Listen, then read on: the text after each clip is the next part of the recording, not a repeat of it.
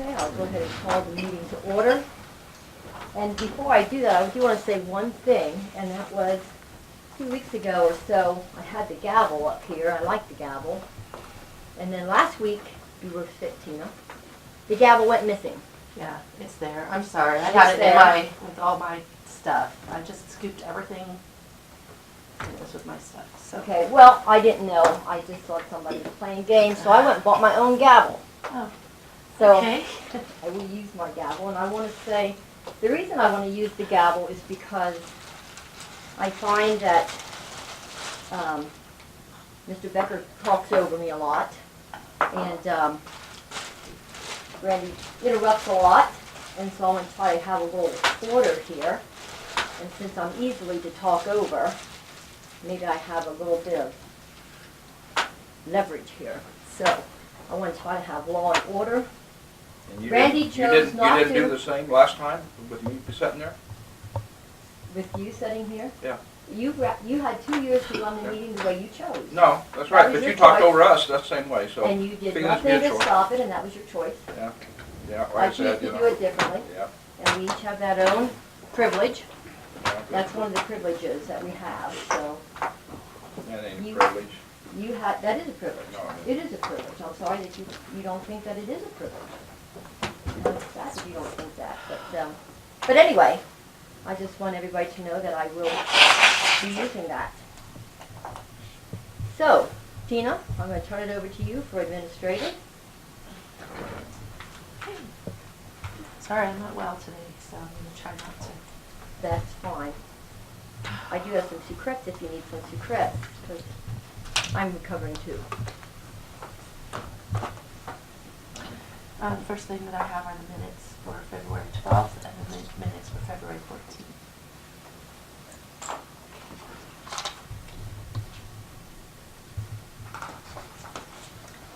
I'd make a motion to approve the minutes of February 12th.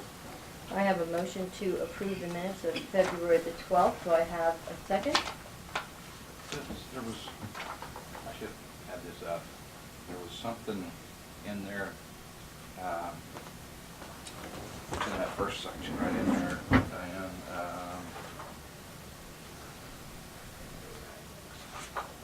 we didn't, what was it? There's something in there you say we sent out, oh, it's the scales. It's scale control. It's not a scales. If you read that on the scales, it's a scale controller.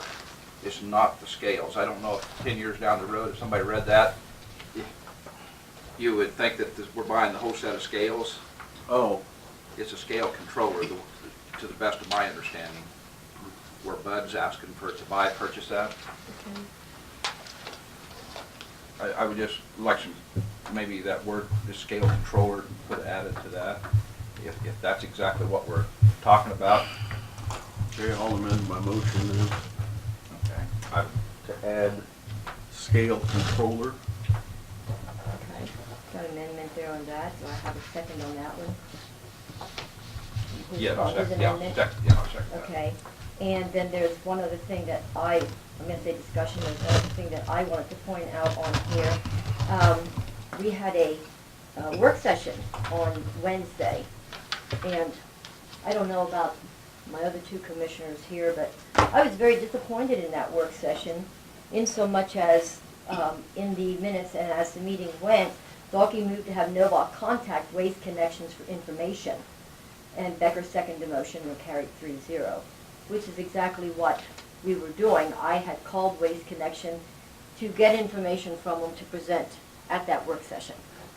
And I had called, well, there was 3 companies actually that do service this county.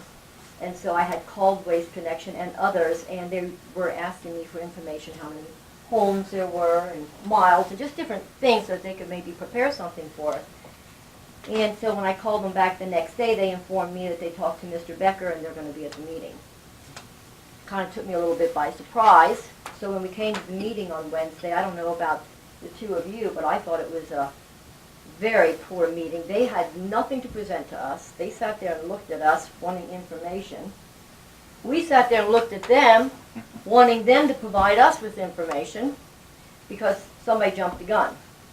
So there was no information. I thought it was a waste of time, and it was kind of embarrassing to the commission.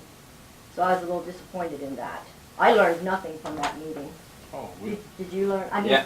after the people left and we had our meeting is when I learned something from it. But I felt bad that we brought them out here with unprepared anything. So I just want to bring that out, otherwise I have nothing further to say about the minutes. So all in favor of the minutes, say aye, Aye. based on the change that you'll make there, Tina. Okay. Pass 3-0.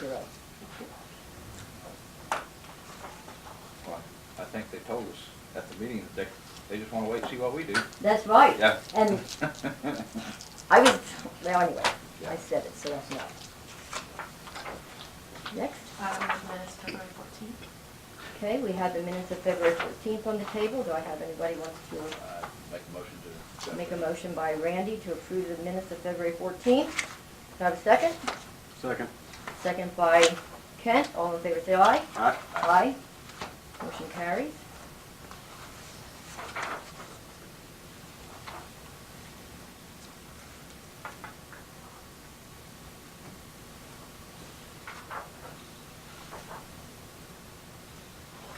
There you go.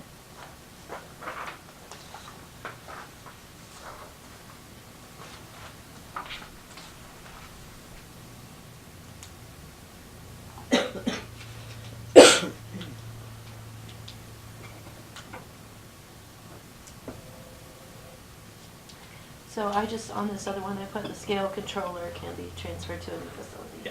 Yeah. Okay.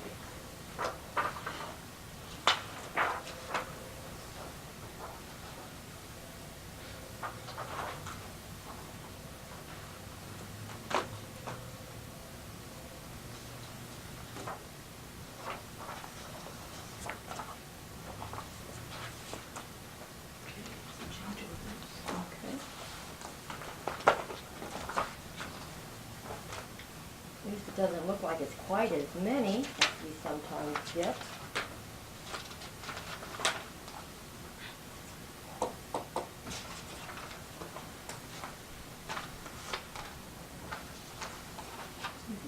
Start with that one. Okay.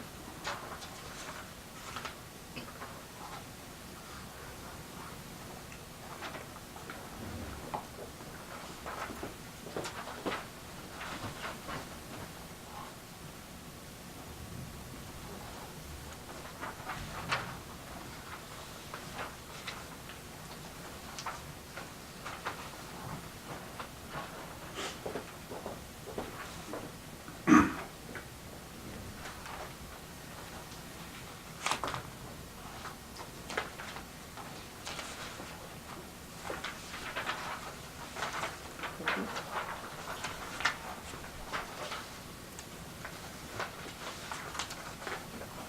Thank you.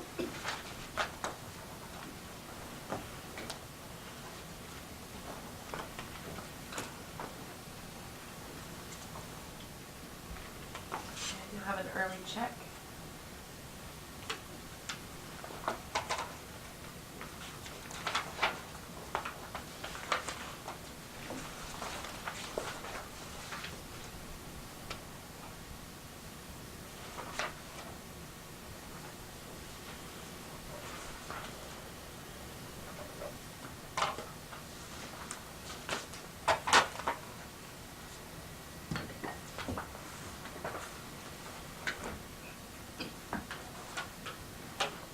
Okay.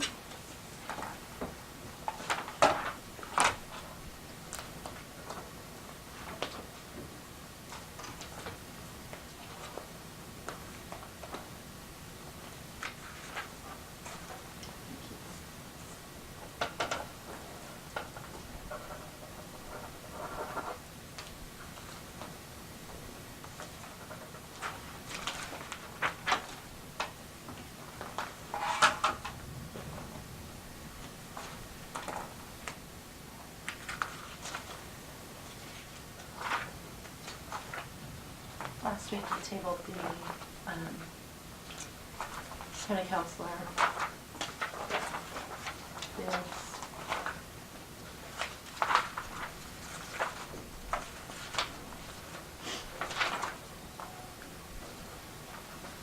Anybody have any discussion on that? I was waiting for Mr. what's it called out Newton to see if that was a base bid or Okay, and on Mr. Jantz. Jantz, yeah. He said that in his 300, that he was planning on probably that would potentially be a couple of trips over, a couple of meetings a month for that amount. When I listened to your discussion, that you were kind of questioning on mileage and everything, he wasn't, he just figured that 2 trips over for the commission meeting, regardless of the mileage or whatever, would be included in it. So, I'll say it has been a little bit difficult to touch base. Yeah.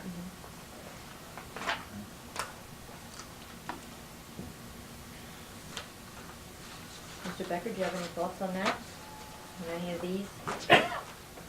No, that answered the question I had on Jan. Okay.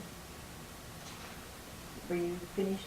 Yeah, that was the question I thought we was looking for. Okay. No.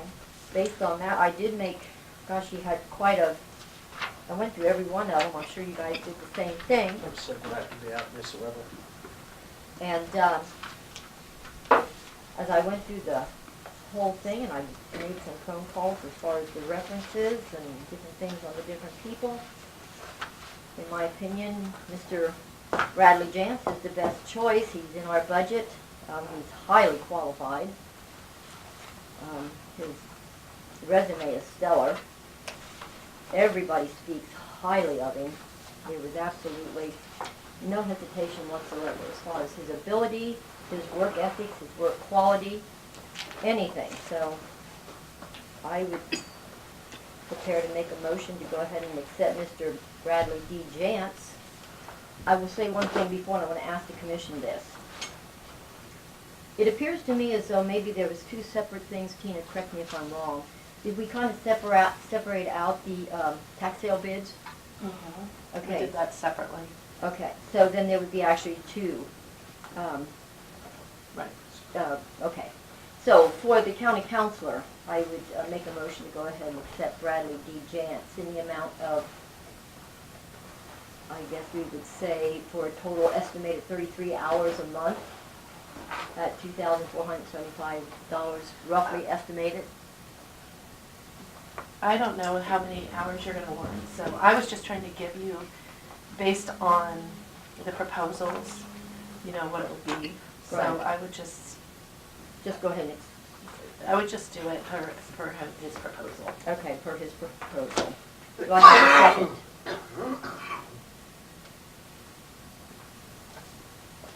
Got a motion on the table for Bradley D. Jantz. Do I hear a second?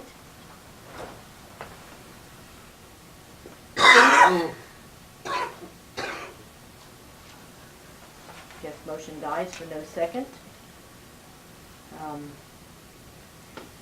That is certainly my, as far as qualifications are concerned, as far as being in our budget, he's the one. Discussion? Yeah, I just, I'm looking at, he does have quite a qualification, bottom line. Mhm. Other than locals will have a, as we've talked before, our locals will have a conflict of interest quite a few times, I guess. That was the biggest thing that I was concerned about, is conflict of interest with that. That would probably eliminate it, but I've had Harvey County people in Marion, or in the city of Peabody before, as both judicial judges and lawyers both, and they are, you know, I'm not going to deny they're just as good as our Marion County lawyers too. So it's a toss-up. I guess I come back to where I fall into, what do I still look local to try to get something accomplished, and still having a hard time trying to make a decision between locals, even though I guess my pride, I've seen Mr. Bina work. You know, I like his actions in Portland. I like his actions in the way he, you know, does his business. he is a little higher, so that was one of my, I was hoping he was going to be our reasonable bid, so. I'm still faltering here whether I stay with Susan to just let her know that the conflicts of interest is one of the big things that I'm concerned about. So, Mr. Bina, based on the same thing, and I know what you said, about just, going ahead and making the motion based upon the, qualifications and so on. But Mr. Bina, for that same 33 hours, is looking at almost $5,000 a month. Yeah. That's twice how much Mr. Jantz is. And Susan is right behind there at $3,675. I mean, I think we have to exercise a little financial responsibility as well. I mean, we can't just keep throwing money away because they're local. This is a stellar person who's provided an application to us. So why would we turn that down and stay within our budget? Well, Susan's I feel like Susan's done a good job for us. She's readily available. I don't know, maybe Mr. Jantz will be readily available. All the resumes are good as far as I'm concerned. I am a little concerned about how Mr. Jantz can handle as many different entities and avenues that he does and add another one. I know it's business is business. But, we've tried to keep our business in this county as much as possible. I don't know if it's worth the extra expense. But, we have a lot of experience, especially when it comes to all this tax sale stuff and that going on, because we'll be starting another one soon. We get this one done. I think Susan's provided, when she doesn't have the answer, she's provided very good resource for us. I'm not saying the others wouldn't also. But, I'm looking at it more than just the total dollars. I'm looking at the type, what in the end, what we're going to get. The bang for the buck, put it that way. Sometimes the bang for the buck is not always the cheapest. And I do share that with you. Sometimes it's not always the cheapest. However, with the list of references that he provided, and I called them all, except one. I did not talk to Larry Payne because he was in the hospital at the time. But the list of references, I mean, nobody hesitated that he's faltering on any of the work. Look at those references. Mayors, administrators, clerks, chief of police. I mean, it's all over the board. Yeah, I mean, his resume is I mean, stellar. for us to question his ability to do it, I don't know that either one of us, any of us, have that information, or how could we? So, One other way to keep your costs down too is to, of course, the more hours you have someone here, the more it's going to be. it's true. That's true. And as far as your question on the tax sale is concerned, Mr. Becker, I just asked if we're going to go ahead and vote on that separately. So, and Susan, in the case of the tax sale, I think Susan's doing an excellent job. She is low bidder right there in the tax, handling the tax bids. I would absolutely have no problem whatsoever retaining her for that. She's within our budget, does a good job. So you would have one local person and try somebody new. I mean, this is law. This is not necessarily an entry-level job. This is high expertise stuff that we need. I understand that. Okay, so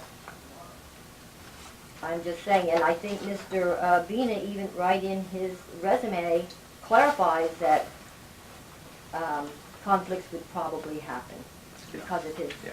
because, Yeah. it's got, so therefore, not only is Mr. Bina the highest, and I'm gonna go back to that 33 hour, just as a base. I don't care which one you wanna use, even if you wanna use the 18, he's higher. And then when we hire other lawyers to fill in where he can't, that number just spirals. So, I mean, why would we, I just don't understand. I understand you wanna do local. But sometimes that is just not feasible. So I'm just saying, I would certainly be happy to have Susan do the tax sales and Mr. Bradley Jantz be the counselor. Give it a try. We could even do it for 1 year, if you just wanna give him a try. I mean, it's, the option's on the table. So is that actually a contracted position where there would be a time limit on it if we hired him? Or we could I make think it you'd have that to way? That's what was same as we just started with Susan, just Yeah. give a deadline date and go from there. And if we're not happy or it don't work out, then we could change it. Well, and in the request for bids, I think that I put it would be for a year from beginning, yeah.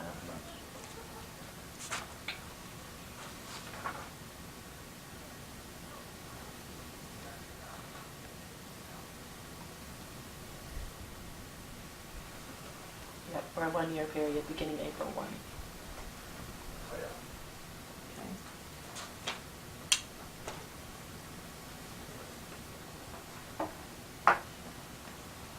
Okay, so, do we wanna think about it some more? You wanna come back to it later? You know, You talked to Mr. Jansen too? I didn't talk to Mr. Jantz himself, no. I, too, had to leave this week, and there was a couple days I didn't do anything. But I called the references and stuff, and I'd be happy to call Mr. Jantz, if that's what the commission would like, a little more information. That's not an issue, I could question him till, whatever, I'll be happy to do that. I think we've got plenty of information as far as that goes. He's counselor for so many entities, He's judge. Yeah, the only thing that I'm curious about is what he's doing for each entity, because what a judge does is a lot different than what a counselor does for an entity. Well, let's see, he has on here that he's a prosecutor, municipal judge, legislator. He is an associate professor at Bethel College in business administration, political science. I mean, he does all kinds of stuff, and he's a member of all these bars throughout Kansas. Says area of practice: government, public administration, criminal prosecution, business law, litigation, corporate law, real estate I mean, goes on and on and on. So, I personally don't know the fella. I know he's been around a long time, Jan's law firm has. That's what I heard, so. I'm just thinking we can kill two birds with one stone, get a little new blood in here and new ideas, and stay within our budget. And then, like I said, if you'd like to have Susan for the tax, I have no problem with that. Would be my fault, my suggestion. is your motion still on the table? No, I'm gonna have to redo it. Okay. Okay, so I'm gonna go ahead and should I do it all in one? To go ahead and hire Bradley Jantz as our counselor for a period of 1 year, and retain Susan Robeson for the tax sale for a period of 1 year. That would be my motion. I'll go ahead and second. Have a motion on the floor for Bradley Jensen as counselor, Susan Robeson to handle the tax sale bids in Marion County for a period of 1 year. Second by Kent. All in favor say aye. Aye. Aye. Opposed, same sign. Aye. Randy opposes. Motion carries. Next thing on your agenda there, Ms. Tina.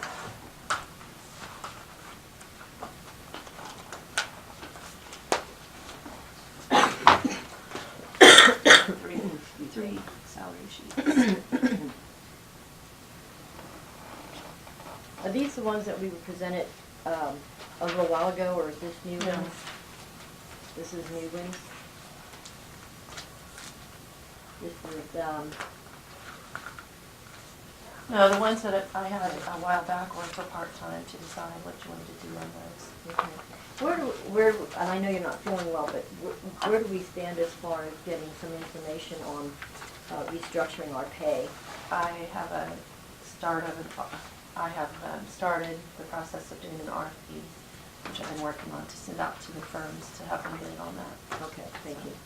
It's not completed, the RFP's not done yet, but I'm working on it. Okay, so we have Rhonda Curry, clerk, from $2,827 to $2,884, effective January 21st.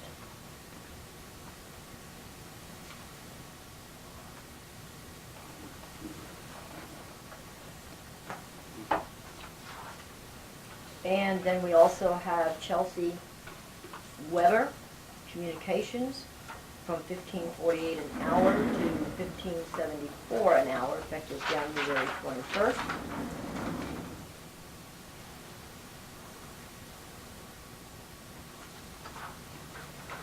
Then we also have Jessica Snyder in communications, from $14.34 to $14.62 an hour, effective February 1st.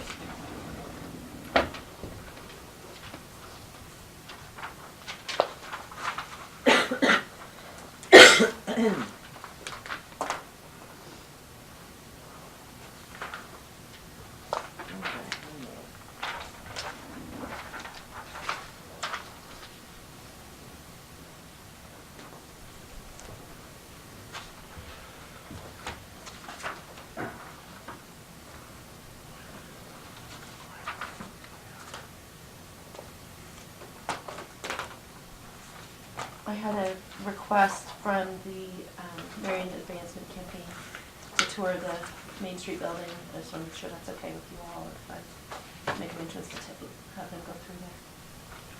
I have no objections. Do you, Randy? Do you, Kent? Consensus of the board is fine. Go ahead.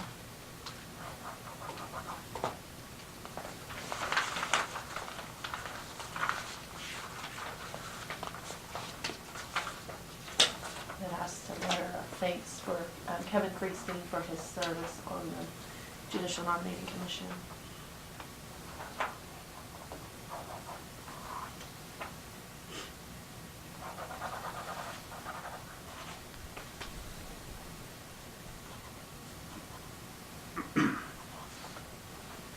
Because I should go to the left, it's just easier to go to the right.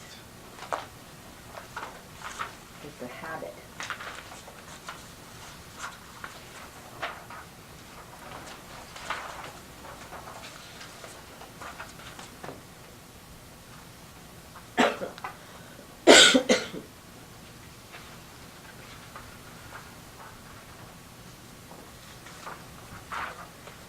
The other thing that I had today was the tax sale, or tax credit bids, for the historic tax credits that we had issued for the window project. And I had sent that out, I didn't get that in the packet, but I sent that out to you separately. So we had 3 bidders. We had Fallbrook Credit Finance, CE Capital Partners, and Citizen State Bank. And so for Fallbrook, their bid was .925 per dollar, or so 92.5 cents per dollar. And they did not have a form included, am I correct? Not registered to do business in Kansas? It says they're not registered to do business, but I don't know if that's a requirement. I had it on our sheet, but they have done historic tax credit purchasing for other Kansas entities before. And so, I sent in some large ones. So, anyhow, that was in here. They had done the Kansas Adjutant General's Department and the Old Town 5 in Wichita. Okay. So there was some, so they have done business in Kansas. Then the CE Capital, theirs was at 89.4 cents per dollar. And then Citizen State Bank was 94 cents per dollar if they get on the entire package. Commissioners, anybody have any thoughts on that? Citizens Bank come in at 94 cents. Yes. Ready to make a motion to accept Citizens Bank's bid? Have a motion on the floor to accept Citizens Bank at Mound Ridge, Kansas. Do I have a second? Yes. By Randy. All in favor say aye. Aye. Aye. Citizens Bank, Mound Ridge, Kansas. Thank you.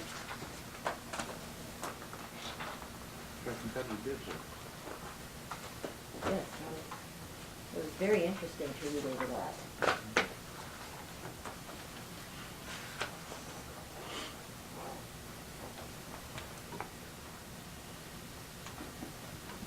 The only other couple things that I had on administrative were for you all to take a few minutes to have a discussion on the park and rec hiring. And that would be an executive session. And then I have one thing with the attorney, so I think that's all I have. Let me see. Can we go ahead and do the executive session at the end of the meeting? Sure. Okay. You're welcome to make sure I don't have anything on here, but That'd be for Park and Lake Superintendent. okay, I think that's all I have. So you have?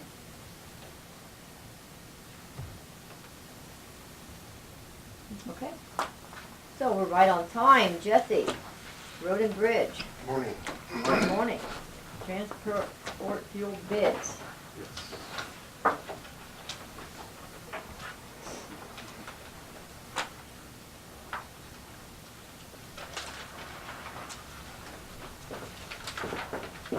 Thank you. Thanks, sir. Welcome.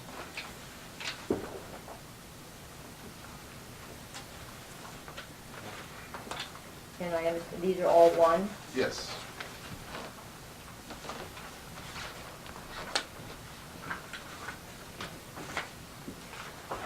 I'll make a motion to go ahead and accept cooperative grain supply in the amount of $17,701. Second by Randy. All in favor say aye. Aye. Aye.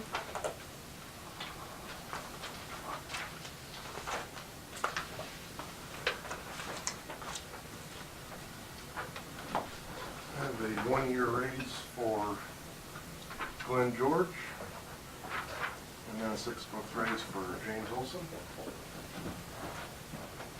Okay, Glenn George. 1 year raise for equipment operator 1 from $23.12 a month to $23.56 a month effective February the 13th.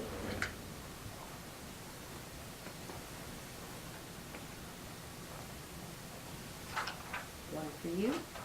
And James Olson, going from $34.05 a month to $34.72 a month.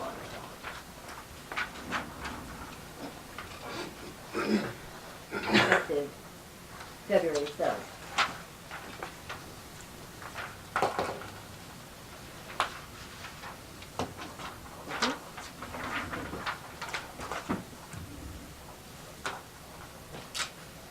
Right now, I have spoke to Circle C Paving, company out of Goddard, Kansas. They do chip seals, crack seals, a lot of maintenance stuff for roads. At one time, I was asked from the commission if we ever contract any chip seals or anything like that out. We haven't done much of that as far as chip seal, but what I'm looking for is a crack seal to be done on Sunflower going south out of Marion here. We got some really deep, wide cracks that I really need to get patched up, and they got a rough estimate of what that would cost, quote for me. We have an old crack seal machine, but I'm not finding the time to get it done ourselves. It just seems to never work out. If we were to do it, it'd be a whole learning process for us because we haven't done crack seal before. So I was just kind of wanting to know what you guys thought as far as going forward, trying to get that crack sealed up on Sunflower this actually within this next month here. But I do have an estimate, and they had to go by pound wise, so they have no clue what, exactly how much they would use. They're just trying to estimate higher than what expected of material. So this is a chip seal estimate by the mile? He put chip seal, but it's actually crack seal, yeah. Okay. What's exactly the difference? We're just, all them cracks across the You're road. just sealing the cracks. Just sealing the cracks, And the rest of the surface isn't touched then? correct. And the amount that they have on here is $32,665 a mile. You don't see that? What is that, Per about mile? 10 miles? No. It says per mile. Yeah, per mile. Per mile. Because we kind of estimated around 67,000 Take a look.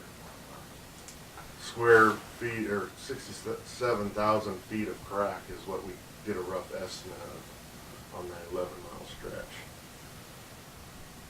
They the only company that does that? Hall Brothers do. They're working on a quote for me right now, Oh. but I don't know if they're going to be able to come in on that. Gonna save you It's nice taken them room. 2 weeks, and I don't know why they haven't got me anything in yet. Let me give you some background here. To be fair with Jesse on this, our former leader went and bought a machine, some material. I don't know how much. Thought it was a good deal, and the machine never has been used since we've had it. Correct, Jesse? Correct. I thought it was right. It's never been used, so I don't know nothing about that machine out there. That's why Jesse done it. Nobody's ever. Does that take some specialized training to learn how to use it? No, I don't. We've sent guys to classes before to get familiar with our machine. Out of them guys, either people have quit or found another job or something, and now we have one guy left. So I need to get guys back in that class in Wichita again, but I don't know when that will take place, and I'm not finding, even when I do have the people, I'm not finding the time to get it done, is my biggest hiccup on this deal. We have an old compressor. It was working when we thought we were going to get it done a few years back, but like I said, we really haven't just tried it yet ourselves. So 10 miles at 32,000, that's Yeah. 330-some thousand. 350, somewhere, I 300. wonder what we would save by doing it ourselves. Well, I imagine quite a bit. I ain't gonna lie there. I think, I figured that we'd have to have traffic control, so one person in front, one person back. We have to have one guy running the truck, pulling the air compressor, so there's 2 people there. So 4 now, and then pulling the crack seal machine, that's 1 person, then 2 people operating that, the crack seal, and then a person squeegeeing the stuff. So we're looking at 4, 5, 6, 7 to 8 people, I'm assuming, to run this. At least to get started. Maybe there's a quicker way or less people once we get more familiar with it, but we don't have the experience right now. But I would assume if we did it ourselves, that it would be cheaper, yes. And that process can be done when it's pretty chilly out? The best time to do it is when it is the colder months. The cracks are wider and more open during the colder months than it is during the summer. I was reading something, and I don't know if it applies to this or not, but I do read those Norm Bauer bulletins that he puts out frequently, and he had a segment in there a couple of weeks back about this same thing, crack sealing. And one of the important things is the oil that is used. I don't know what kind of oil that we use or anything, but he had different ones listed there. Poor or good or something like that. Rated? Rated. Yes, that's what I want to say. Yeah, so do we use the good stuff? I'm just asking you. I'm Yes. sure you know what that is, but. Well, for chip seals and stuff, we use an emulsion oil, yes. I mean, it's either cutbacks or emulsion. Cutback is way higher oil, price in oil, and you gotta use more than your emulsion oil. Okay, emulsion, that's what I've seen. That was the word that was used, and I thought that was a mix of water. Yes. Does that have a lot of water in it? Yes. It has water, yes. That's why it needs about 30 days to cure in the hot summer for the water to cure out of there. That's why chip seals are so important with 60 and rising degree temperature to get the water out of the oil. When you use a cutback, you're using a lot hotter temperatures. It's just a more dangerous, more expensive oil. Now I can't remember when I read about that emulsion, but I know that was in there. At one time, I brought an oil guy in here to explain both of them. I know you two weren't here at that time. I bet he'd be more than willing to come explain oils to you. That was the old Reddick. Larry Reddick, yeah. With Ergon Oil, he sells both the cutbacks, the emulsion, everything you can think of. He sells, but and knows a lot about it if you want to hear the difference in the oils that we use. Now, as far as the crack sealing, that's like blocks of stuff that gets melted down and gets poured into the cracks. I was gonna say, you're talking different project Yes. with emulsion versus Crack seal. crack seal, correct? Yes. Yeah. Just kind of remember reading something about that. Does our machine, even if it was working, Jesse, is that where you fill the cans up and do it, or do you have a hose on that? Do you even know what the machine's like? There's a big hopper up there, and they say you throw it in the hopper and it melts it down. Yeah. And comes out the wand, or Yeah, it does have a one. I think so, Does it? yes. Okay, I didn't know. A lot of it, you see guys with the old oil cans carrying film, that's, oh man. that's, depends on the machine. I've never seen a machine that it was bought and put up, and I think it stayed there ever since it's been bought. I don't think it ever's been out, that I know of.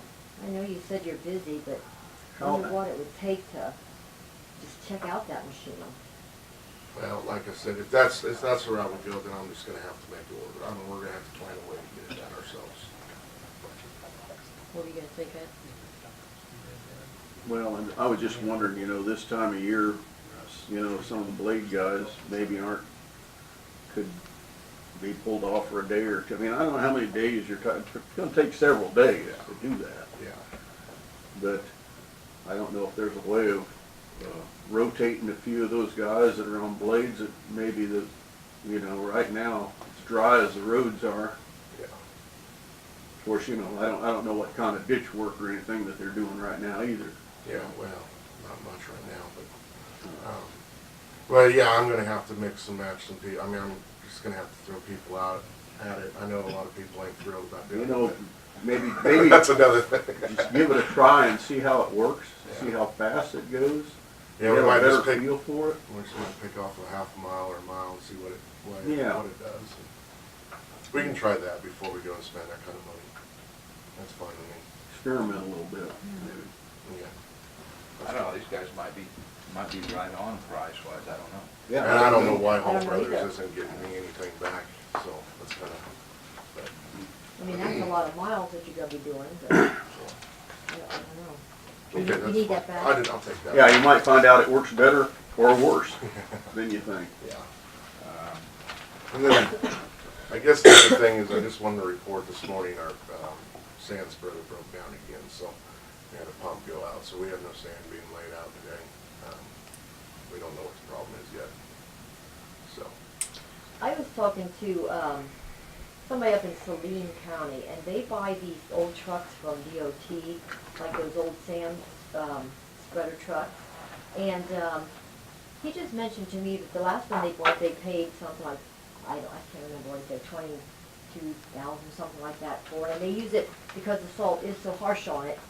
They just leave it set there, and for that amount of money, they can leave it set and use it for salt and have very little investment in it on DOT site or something like that. And I wonder if we should maybe think about that. You had brought it up a couple weeks back about spreading salt with the damage that it does to our trucks.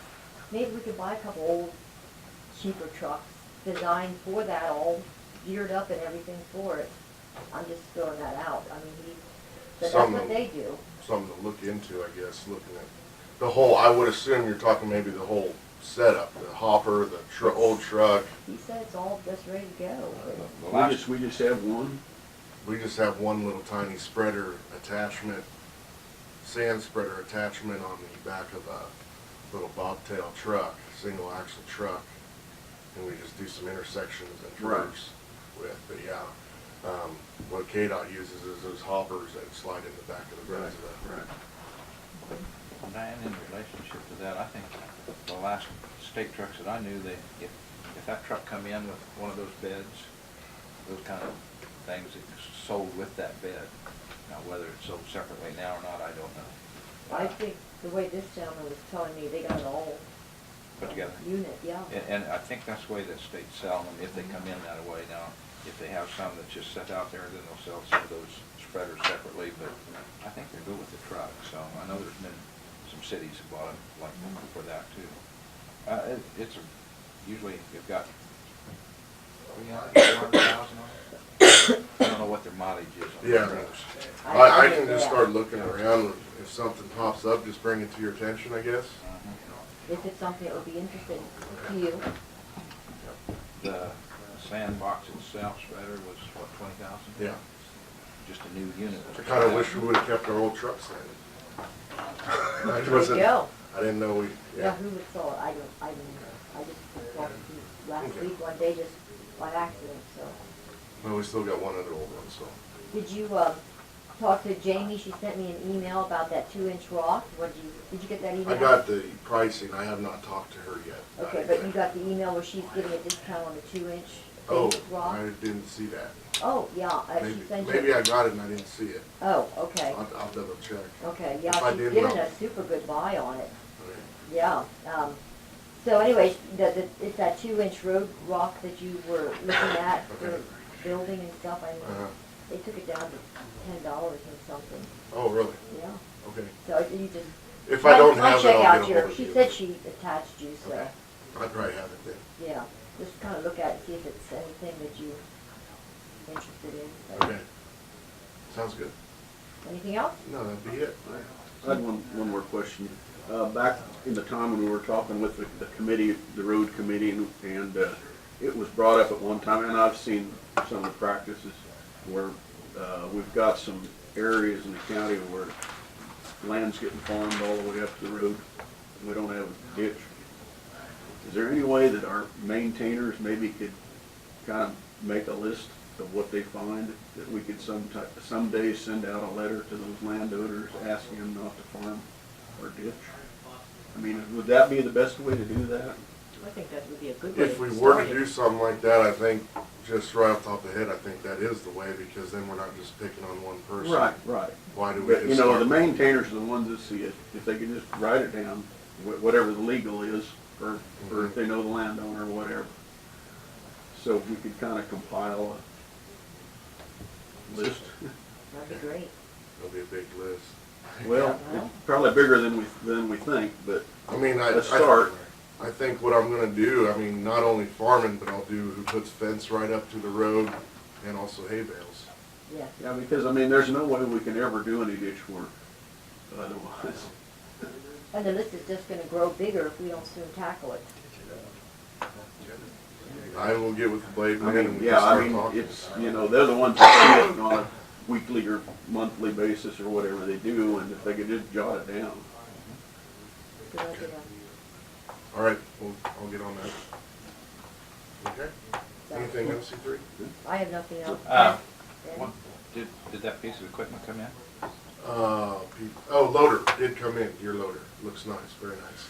Runs good? Runs good, Meets all the specs? yes, Good buy?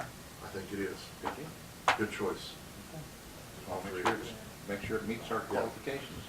Don't want something coming in that you're not happy with, the guys are not happy with, it's halfway beat up, or, I mean, we Nope. didn't see a picture of it. No, looks good. Okay. Looks like a brand new machine. Okay. Whoever had it didn't even use it much, Okay. because the paint wasn't even off the bucket, so, Oh, Good. yeah. And I did go look at it before I signed the papers, Good. so. very good. All Thank right. you. Thank Thank you. you, Jesse. Thank you. Have a good day. You too. Mr. Bob Gale. Hey, how you doing? How are you today? Good. Have a seat. We're here? Yep, the king's chair. Well, that's some for each of you here, so.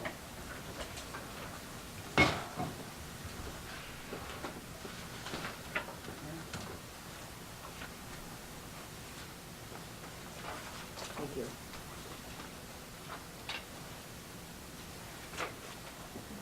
Sure.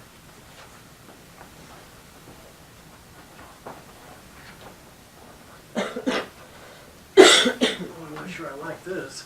It's too much like a witness box. Yeah. The reason why it was chose, Bob, is because people wasn't hearing people with their backs to Oh, us. gotcha. And Yeah, so that makes sense. That was the reason why. Well, it came to our attention, we're at the City of Florence, a governing body, that you guys are still struggling with a location for the transfer station. And so we, well, first of all, we want to impress upon the commission that we're committed to continued trash service in our city and the communities that we service.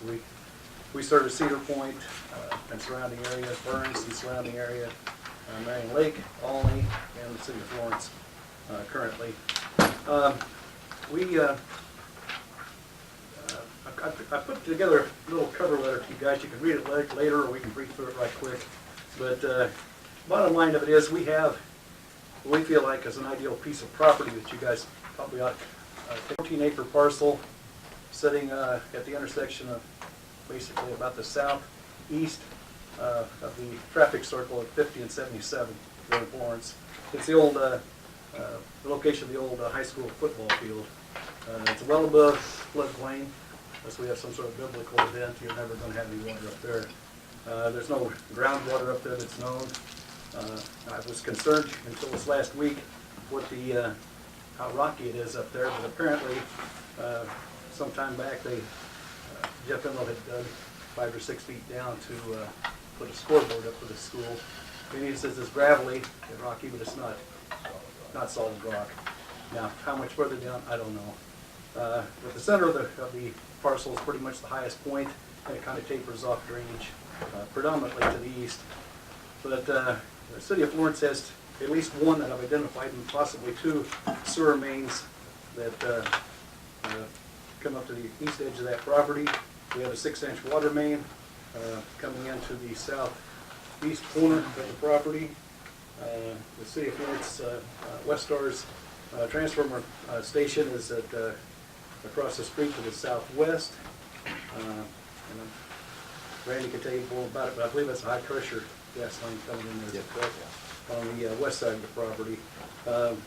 There's a access to the property coming off the 8th Street, which is one of the outlets off the traffic circle itself. Anyway, I kind of did a little bit of an analysis. If I was you, looking at it from the viewpoint of the county, and I guess what it comes down to me, I'm looking at it from the viewpoint of an elected official myself, and that is, what's the responsibility of who you guys are responsible to? Are you responsible to specific cities, or are you responsible to the whole of the county? And it appears to me like this thing's got to get paid for by somebody, and I imagine everybody in the county's going to have a little piece of that action. So, given that, it seems like to me that you would want to consider the cost or the cost savings of that location over the 2 other locations you've been looking at, and that we're about 25% fewer miles, cut your costs, your transfer costs, labor, and your trucking costs. I did a little analysis on it. I don't know exactly what you pay your drivers or anything like that, but I can take a pretty fair stab at it with the benefits, the insurance, everything else that you guys are paying on them. You're probably somewhere around the $25 an hour figure. You're going to be saving somewhere in the neighborhood of about 6 hours a week in travel time. Now that's based on 2 trips a day. Now I don't know if you guys are doing 2 or not, but I heard that you were doing that. So you're looking at about $7,800 a year in reduced cost by locating closer to where you're going. In labor, I assuming that you guys are pulling a tractor trailer rig, probably an 18-wheeler. National averages are between $1.38 and $1.59 a mile. I've used a $1.38 figure, and the miles saved per week, it's about 200 miles a week, approximately 10,400 miles a year, which saves you at the $1.38 about another $14,000 combined, in the range of $22,000 a year could be saved just on those two things alone. Now then, when I understand you've got a little issue with your second location being in a floodplain and not being connected to a sewer system, you'd have to be looking at some sort of lagoon approval of KDHE, and I'm kind of on a first name basis with those folks, so I know how tough that could be. And quite frankly, it's probably going to be, your first costs are going to be high, and then ongoing costs, maintenance and just ongoing costs on it. Just that never really ends. I don't know what that cost might be or how that would work out, but so I didn't even consider any of that. But bottom line of it is we would really think you guys ought to take a look at it, and City of Florence would be very agreeable to make it real easy for you guys to use it. We'd sell it to you for probably a song, what it would take to transfer the thing. We don't really have we haven't had a use for it that's jumped up, and we have other pieces of property around there. I don't know if you need the whole 14 acres or not. You might want it, I don't know. If you didn't need the whole 14 acres, then I would suggest probably the east half of it. That would leave us the west half, which is basically across the street from all those cedar trees that lie just kind of northerly from the water tower, which would leave us the opportunity of doing something like a truck stop or something in the future. I think there's enough ground there between those two pieces of property to make something else useful there. But I don't know what your long-term plans are for expansion. Would you actually need more than the say 5 or 7 acres, or I don't know. But if you did need it, the council's agreeable to it, and we'd like to work with you to see if you guys would consider it. Again, I think that as an elected official, you guys need to be taking a look at, everybody in the county, not just a couple of cities, in particular, what's in their best interest. And I know that's politically, it's going to be a kind of a struggle, or perhaps it could be. But I guess in closing, in that respect, if this is going to present a hardship to either one of the other two cities that are involved, we have unused capacity there in Florence. We would entertain, if they needed help with their service, if they wanted us to take it over, we have capacity to do it. So, Bob, at that location, does your city have zoning? yes, we do. Okay. At that location, there's approximately 3 or 4 houses that backs up against that property, or at least 2 maybe. Rick Turner's property, and then Yes. the next one to the other street to the north there. Yeah, we have. Used to be the surveyor Brosemer's property. Yeah, John Drow's living in the one house there that'd be to the basically southeast, across the street in the southeast corner. And there's like a little duplex right across the street. Yeah. 8th Street there. That would be facing across the street. Right. Yes. And then there's one that's been vacant for I don't know how long. Right. And I don't suspect that. anything's On, gonna coming happen on there. around on the east side, that would be Rick Turner's property, then there's Rosemer's old property. Yeah, I think that's Welty, Woody's. Welty, and then Woody might be. Oh yeah, Welty's, but those are buffered quite a ways back. I mean, Welty's, there's. The reason why I bring this up, Bob, is because when we looked at the Straw building, Mhm. And went through Marion's city's, planning zoning, that was an issue with the residents that we backed up against. So that would be an instance there that would be an issue just but if we go through the planning zoning, why it gets passed, why that's get passed. I don't know that it'd be a big problem, and there again, that might be where it'd be better off for you guys to locate closer to the traffic circle, taking the westerly half of the property. Give them more space. Give them a little more buffer space in there, but eventually something's gonna happen with that 14 acres anyway, whether it's you guys or a truck stop or something like that gets located in there, and I think anybody that's bought a house or adjacent to that property has had been known that at some point something's gonna happen there. We're committed to some real change there in Florence. I've got a 3-inch binder over there that's got our agenda for the next 2 years, that's heavy. If you don't believe me, ask my council members. They're committed to 2 to 4 hour work meetings every other week for the next year, so. Well, I think it's a very legitimate offer. But I just, it just seems to me like it doesn't make a whole lot of sense. I mean, it depends on how you want to look at it. As far as your transport costs and everything, you're either, one way you're either increasing by coming back up here, you're increasing your cost by 33-35%, or you're cutting by 25 to go the other way. So however you want to look at it, it's, I mean, I don't know how you guys account for this project or whatever, but whatever you're saving in transport costs goes to your bottom line. And I don't know how the county works, but we're striving over there to try to make things more business-like, unless who the heck knows where it comes from or where it goes.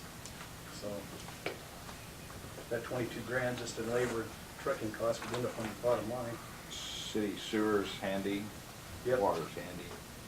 All utilities are handy there, just a matter of extending them probably up to a site up there. Right. There is nothing up there right now, is there? Well, like I say, the Water goes to the water goes to the southeast corner, the sewer, the mains go all the way up to about the east side of the property, because there used to be old houses Yes, up sewer in main. there.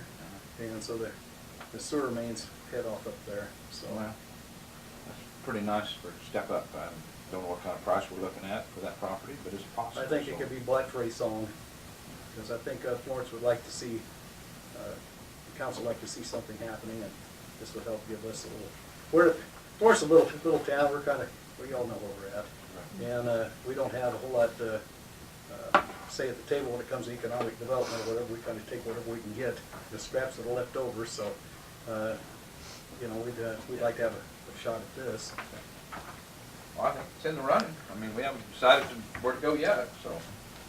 All right, if you guys have any questions, my cell phone number's Do you have on any there. questions, Kent? No, I appreciate you bringing in the offer. If there's anything that you guys need any answers to or have any questions, please give me a call. We'll get it for you. Well, All right. Very nice. Thank you, Bob. Thank you. Thank you very much.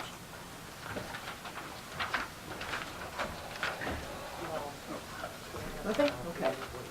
All right. Actually, I got 2 Okay, copies. sounds good. I'll see you later. Okay, next is the MCC EDC board.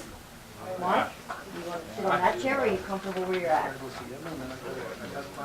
I put this on because Mike had some questions from the board, and I think we need to answer some questions. So, Oh, all right. I didn't know what this was yeah. concerning, so Mike, it's on you. See that Anthony's here, which is our interim director. David had hoped to be here, but I think they're cabin in this bad weather this morning. I didn't see a reason for Amy to get out on the road. One of our tasks given was to look into Teresa's contacts, information from the past as Marion County's economic director position. We've talked with Tina to a point.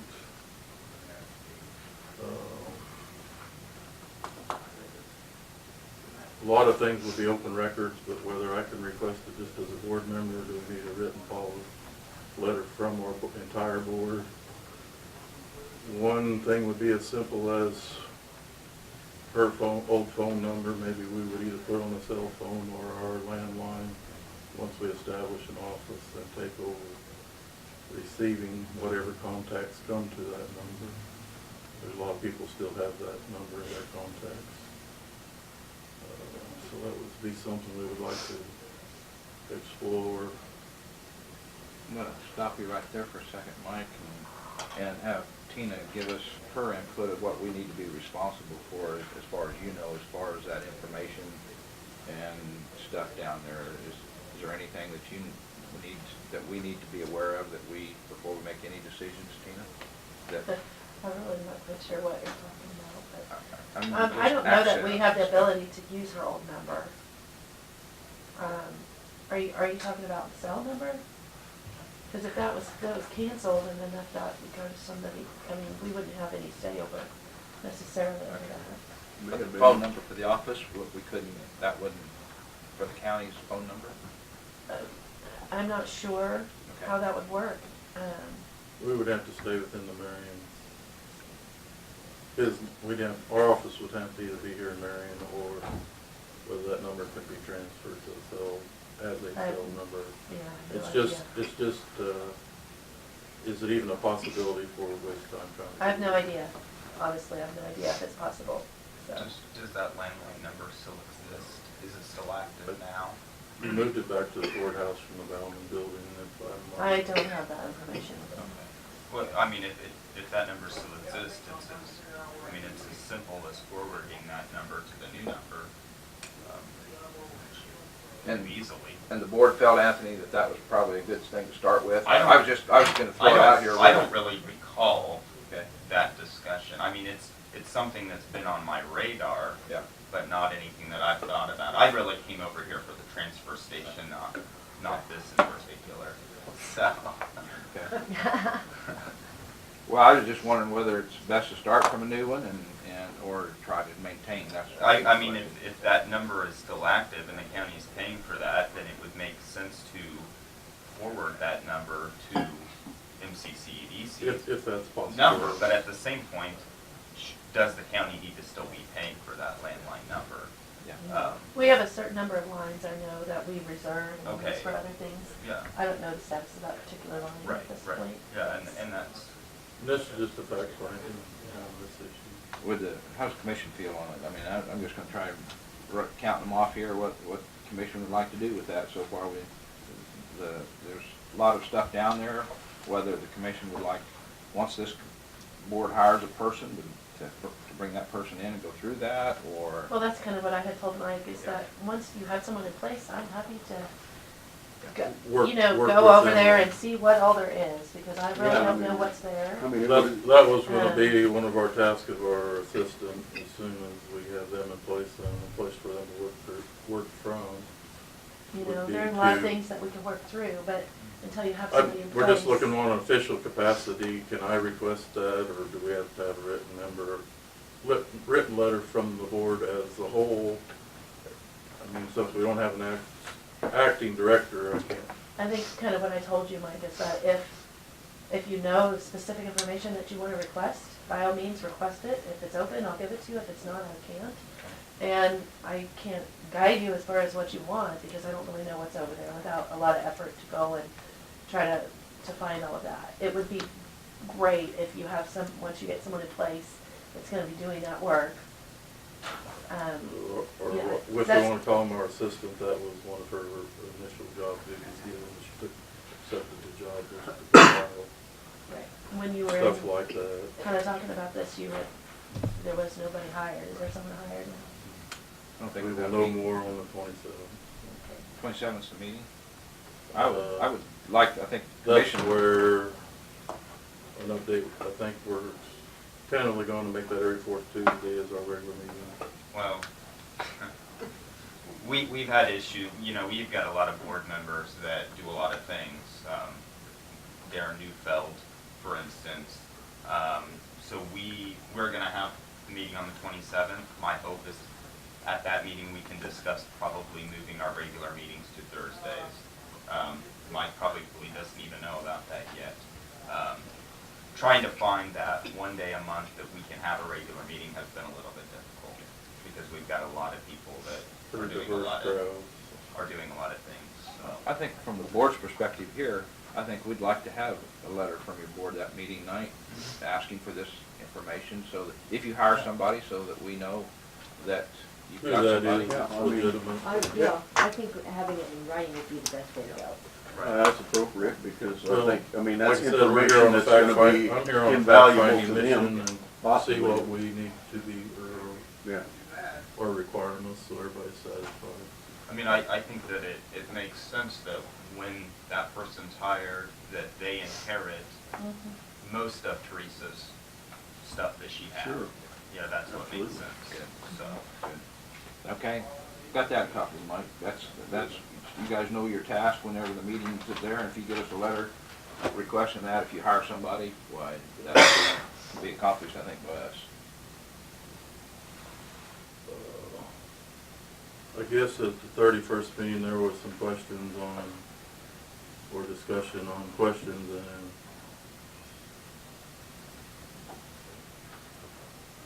expectations, I guess. One reference was to maybe the city of Marion, questions weren't answered. So to address that, the city of Marion, if I'm not speaking out of context, sent us a formal letter.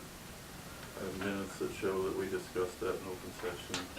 And we then, as a board, gave a written response.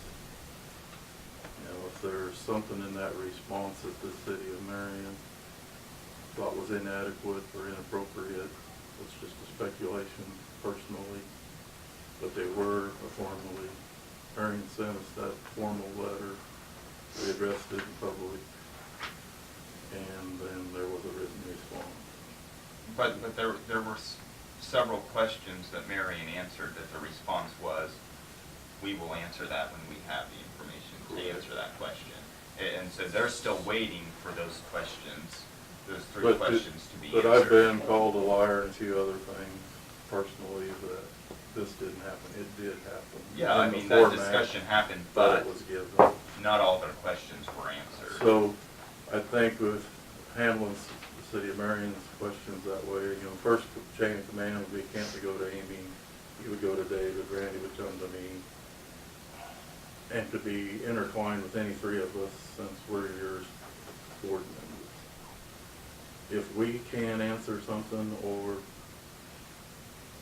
on behalf of the board, or as individuals, then if you do have these concerns, we would entertain, just like Marion, you as a commission would send us a formal letter that we could discuss in open session and try to do the same thing. I think it's only appropriate. I think we would be acceptable to proceed with that manner as far as chain of command, however you want to. That probably should be on your agenda for the meeting to make sure that's accomplished, I would think, I think that's a formal way to handle it. Those questions that weren't answered were related to a formal plan, a business plan on how the group is going to address economic development. And in my opinion, unfortunately, the old group, that should have been one of their main responsibilities that was not accomplished. And so this new group is coming in and not only having to create a plan and a vision for economic development, but also realizing that their knowledge of economic development, you know, isn't as established as other people's. So they're playing a lot of catch up, and you know, the new group apologizes for that, but at the same point, it's not necessarily their fault. They were just kind of thrown into this position. Merlin, which is Peabody's representative, has spent a couple extensive afternoons with Roger on information that we have from fact-finding and whatnot, if you want to call it that, surveys and stuff, that we had no knowledge ever existed. Right. And he is working through some of that to enlighten us, hopefully even on our next board meeting. At this point, our next board meeting would take about 12 or 15 hours to work through everything that's up there for discussion. You know, there is a group of people that are working on that. And you know, the new board is now, as of the last meeting, all on the same page as far as, you know, an overall view of how we view economic development. You know, and that pretty well mirrors what the city of Marion does and the city of Hillsborough does, and how we approach economic development. I think we're all kind of united in that view today. And as far as I'm aware, all of the board members have all signed on to that. And so that's a huge accomplishment in and of itself. So now we just need to get that information on paper to move forward. So. To move forward under some of the guidelines of the bylaws is part of what Merlin has looked into as well.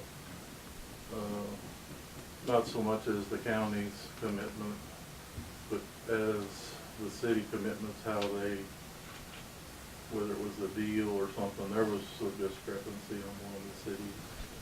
That maybe it was, to openly put it, there was a deal made. Well, does that, whether you call it a deal or a proposal, whatever, does that correspond with the bylaws that is being looked at as well to how we would proceed to follow what we say or do towards any of the commitments from the other three stakeholders? And hopefully we will get what we said was organized to the point that we can give a monthly written statement back to all stakeholders. And any input that anybody has that we think is helpful would be the last thing we would want to distract from. Don't be scared to come talk to us with any of the slightest of ideas, issues, that the positive communication comes back to about everything there is in life. It is very, like I said, very frustrating to see the limited amount of time anybody as a volunteer board can put towards this time. Once if it ever get up and running, it should just be that hour or two agenda. And like I said, I think we could spend 24-hour period with what we have in front of us that ought to really be taken care of in the next 30 days.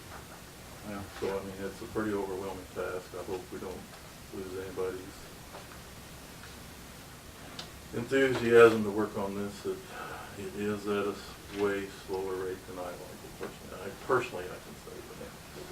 Well, you're having a meeting, you're getting things accomplished, and Anthony, I think that's things that you can see that you've got a taste there of things that we need to accomplish and get it out in public. And so I'm more than willing to back you guys, get you going. But I thought maybe we could help on the phone number. If you get us a letter, and formal letter from us, if we have questions, I think that's a good way to.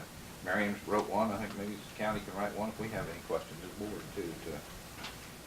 That addresses them specifically, and then the board can discuss that as a board or entire group rather than me, my speculation. Or I can speak for the simple thing as your board member representative, but I can't speak for even David or Amy or anybody else.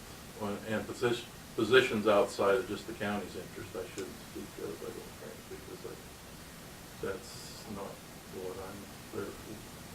It's just to reject the county's interest. Hopefully, if we do Tuesday the 27th, it will be at the Straub Building. They have been starting them as early as 4:30. Is that true? If that was changes, we will try to get. I can't say what the location is. I need to talk to Amy about that yet.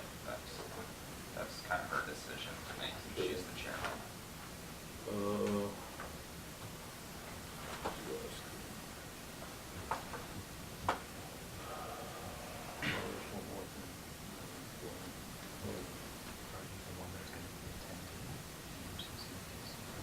So I guess at this point, hopefully the newspapers are notified. Yeah, that's what's something else. Let's make sure the newspapers are notified of every meeting. So, Are you gonna, do I need to email you or will you email me? Thank you, Mike. grinding as it is, Appreciate it. another life-changing learning experience for me. Well, Appreciate your time. Thanks, Mike. Thank you, Mike. I just, No other questions for Mike? All right, no questions. Okay. I'll get Thank out you. of here. thank you.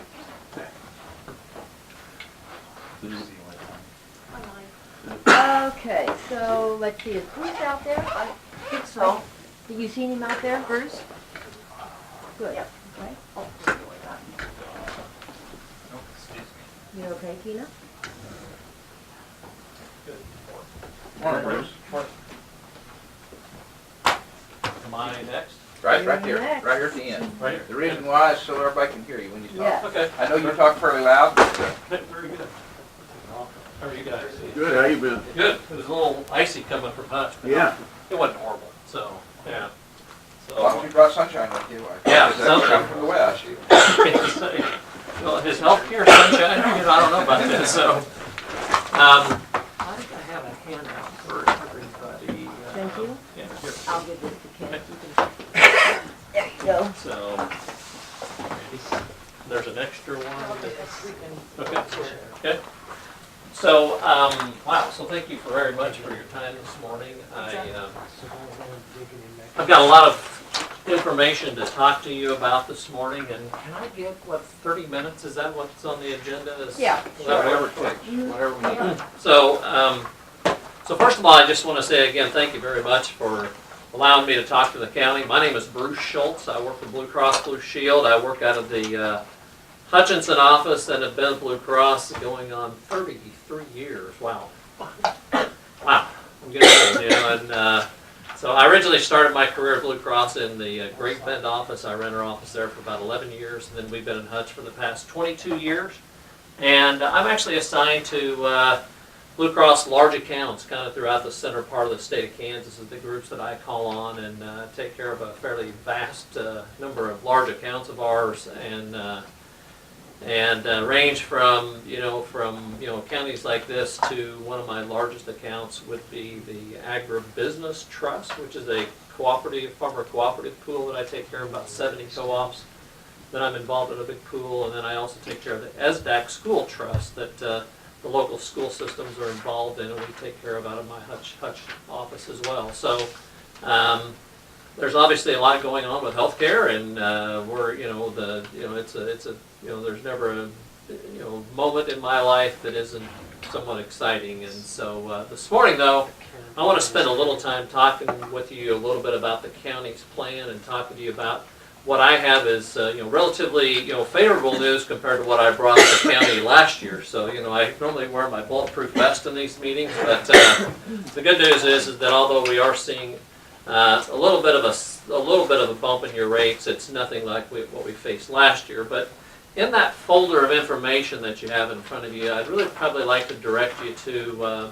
I always have my support people put together a summary, or what I kind of describe as my discussion topics, and it looks like Randy's already there, and Diane, it's right there you go, yes. And so before I start, though, I always like to talk a little bit about and discuss a little bit about what transpired last year. And if you remember right, on the 2017 renewal for Marion County, I brought in an approximate about a 31% rate increase, and I took a pretty deep breath when I walked into here, and those calls are not very fun for me, and what sometimes makes healthcare, I kind of describe it as a brutal animal at times. But we, as a company, made a pretty significant financial decision here at Marion County to remove what we call a retro, and as a result of that, we went back and re-evaluated our pricing. We dropped the rates back to around, I think it was around, my notes were about 17.8%.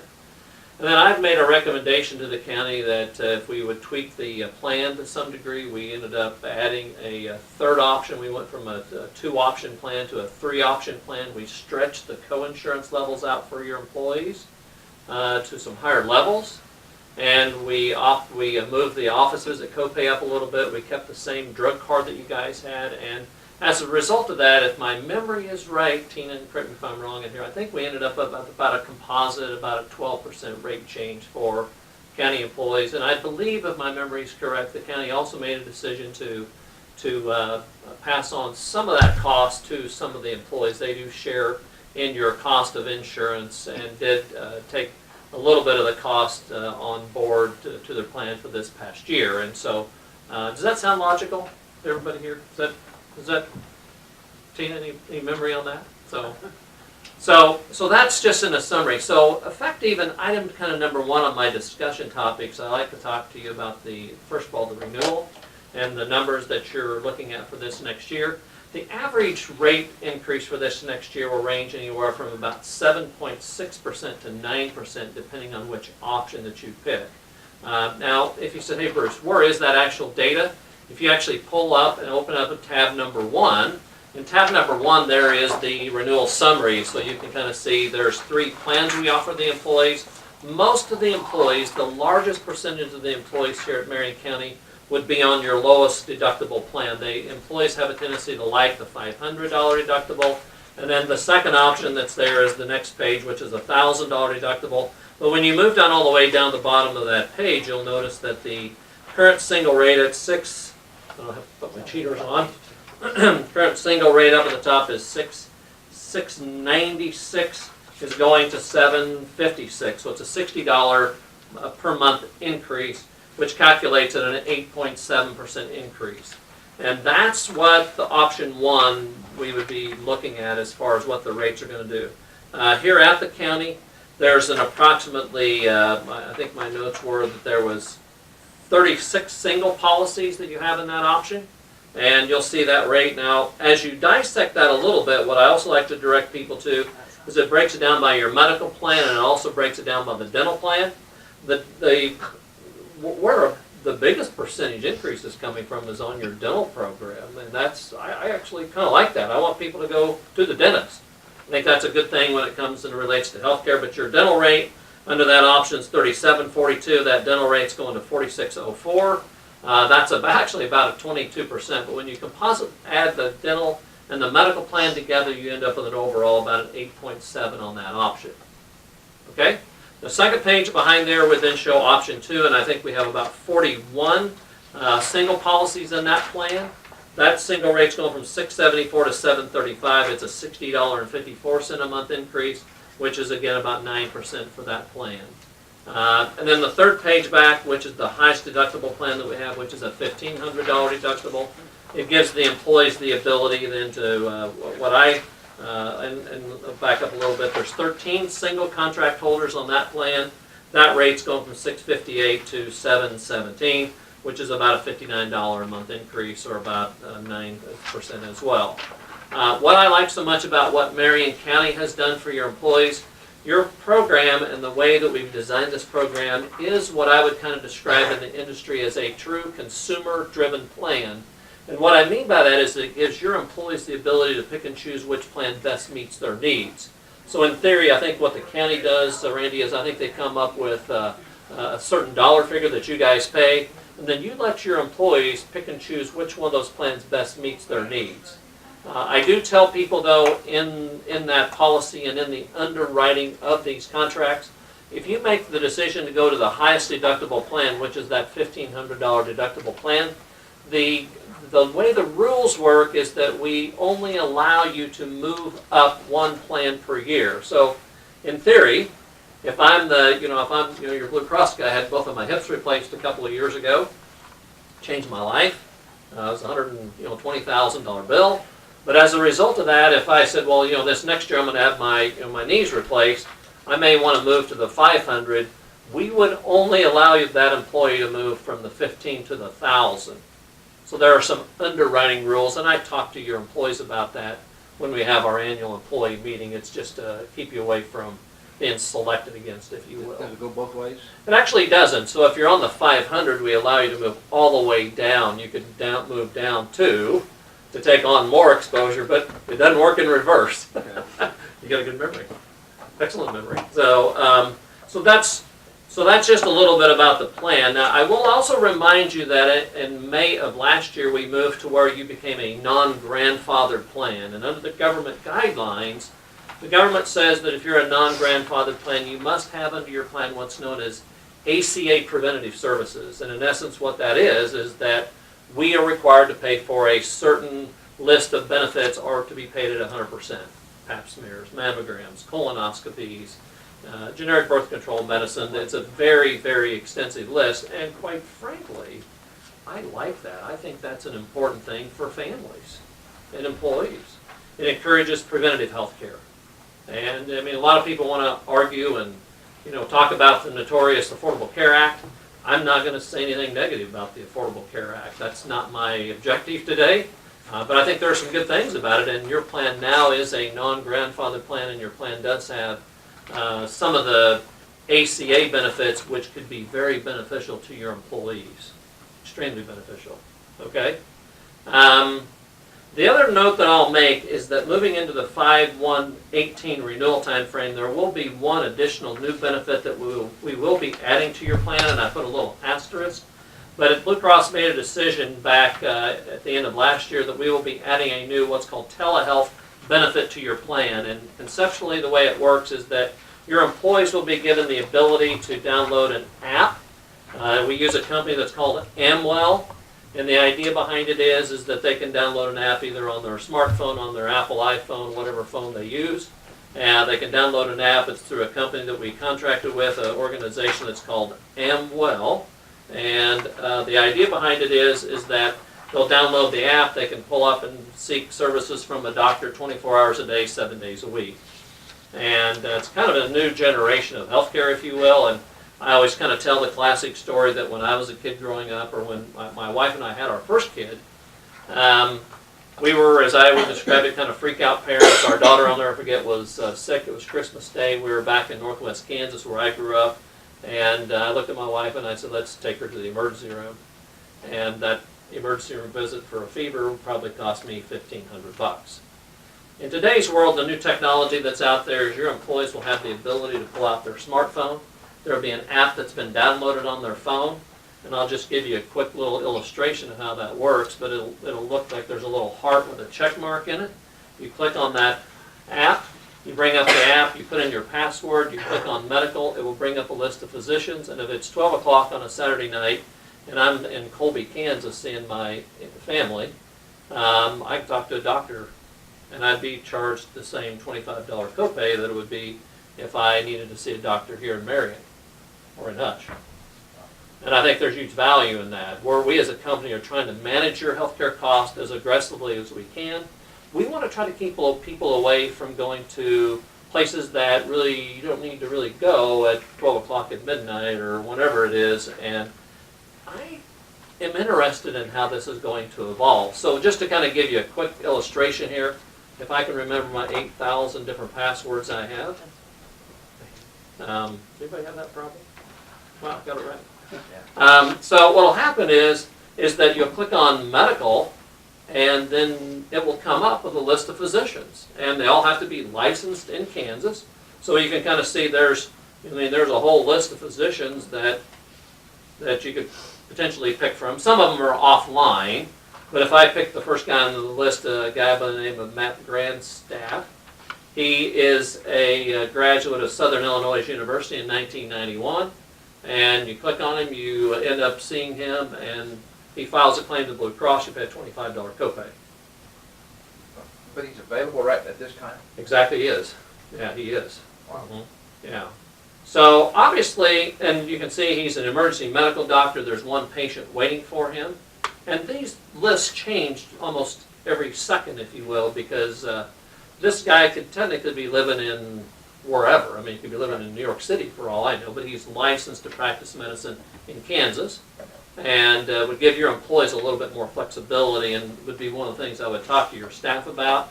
I simply tell people that I want people to be a good judge of when they use it, because in this handout, and this is actually in your folder, basically we're telling people that, for colds, flus, fevers, rashes, minor medical problems is when you would use this. I mean, if I'm up at Lake Cheney Reservoir and I slip off my boat and I have a gash in my leg and I'm bleeding, I wouldn't be looking at my wife and saying, hey, grab my phone and let's talk to a doctor. I'd be saying, you need to get me to Hutchinson to the emergency room so I don't bleed to death, or to Wichita. So I think there may be certain circumstances. I really truly think about people with kids, and all of us have had situations in over in Hutch. The Hutch Clinic has some extended hours, and Dillon's now has a little clinic. In Marion, Kansas, it's a little bit different than Hutchinson, Kansas, trying to find a doctor in odd hours. And that's what we're trying to help you with, trying to manage your employees' health care. And the beauty of it is that you end up paying a copay no different than if you went to the doctor's office, and you avoid big dollar claims, and I think there's some value in that for your staff. So, kind of a new deal. You said he could be anywhere. Yeah, but they have to be licensed in Kansas to practice medicine. Do they speak English always? Well, and you know what? That's an excellent question on here, because you think a little bit like I do, but if you'll notice that it tells what language they do speak. Okay. So some people are obviously, it says language spoken English. So I tell people that if I was to do this myself, because I have this under my plan now, January 1 is when I added it to my plan, I first of all look at their education. And some of these people have graduated from universities that I've never heard of. This guy, Southern Illinois University, I'd probably trust the guy. This is my theory. I want to look at their education, I want to look at the languages they speak, and make sure that I can communicate with them. So I think that's the value of this app. We do not charge you anything for this service unless it's used, and then we assess the same office visit copay that would be assessed under your plan design. They have the ability to file a claim if someone needs a prescription. They write a prescription out, and you would say, okay, Bruce, where do you get your prescriptions? I'd say, Dillon's on 30th Street in Hutchinson, and I'd go out and pick up my prescription. Wow.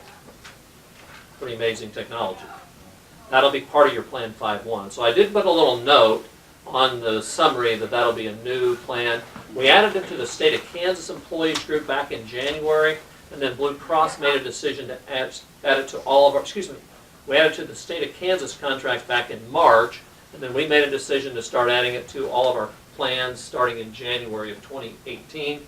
Your renewal date's 5/1, so it'll become part of your plan as of 5/1. Okay? And it's on all three of these? It is, Any one Randy, of the yes. three? Okay. Yeah, so technically if you look on those summaries, you'll notice that there should be in writing, it says telehealth below the health section. So it says telehealth, and contractually that means that's part of the contract. Okay. Okay? So that'll be part of all three of your options. Now, I'm going to cycle back a little bit and go back to that agenda and focus on item number 2 on that agenda. Yes, Can I ma'am. ask you a question? You say all three of our, why do we not have more options like single independent or married and spouse or? Very good, excellent question. First of all, Marion County's contract is set up on what we would describe as a 2-tier rate structure. You either have single rates or you have family rates. We as an organization would allow you to transition to a 4-tier rate structure because most of our businesses across Kansas have a 4-tier structure where you have an employee rate, you have an employee child children, you have an employee spouse, and then you have a full family. The difficulty with that, and let's talk about why or why not. So first of all, the large percentage of your employees have single policies. What was those numbers I read earlier? There was 14 or... Yeah, 36 and then 36, 41. 13. Now, as far as family policies, we have 7 on option 1, 8 families on option 2, and 1 on option 3. So we have 16 employees that have family coverage. The difficulty with it is that if you transition to a 4-tier rate structure, what will happen is that the employee child children rate will go down significantly, the employee spouse rate will go down fairly significantly, but the employee that works here that's husband and wife and kids, Why? because there's more risk with that. And it's very, very difficult to transition from 2-tier to 4-tier. But if you want to see those numbers, I could rate those out for you and share those with Tina. The problem is what we're going to find is that we're going to find an employee that works for us that has family coverage. And he's going to say, my wife is unable to get insurance where she works, I have to have family coverage. And that individual will be faced with an additional, I'm guessing, a $200 additional increase for next year. Do you think that maybe the reason we have so many single plans being purchased versus the families is maybe because the families can't afford it so much that the spouse is taking the Right. insurance someplace else? Right.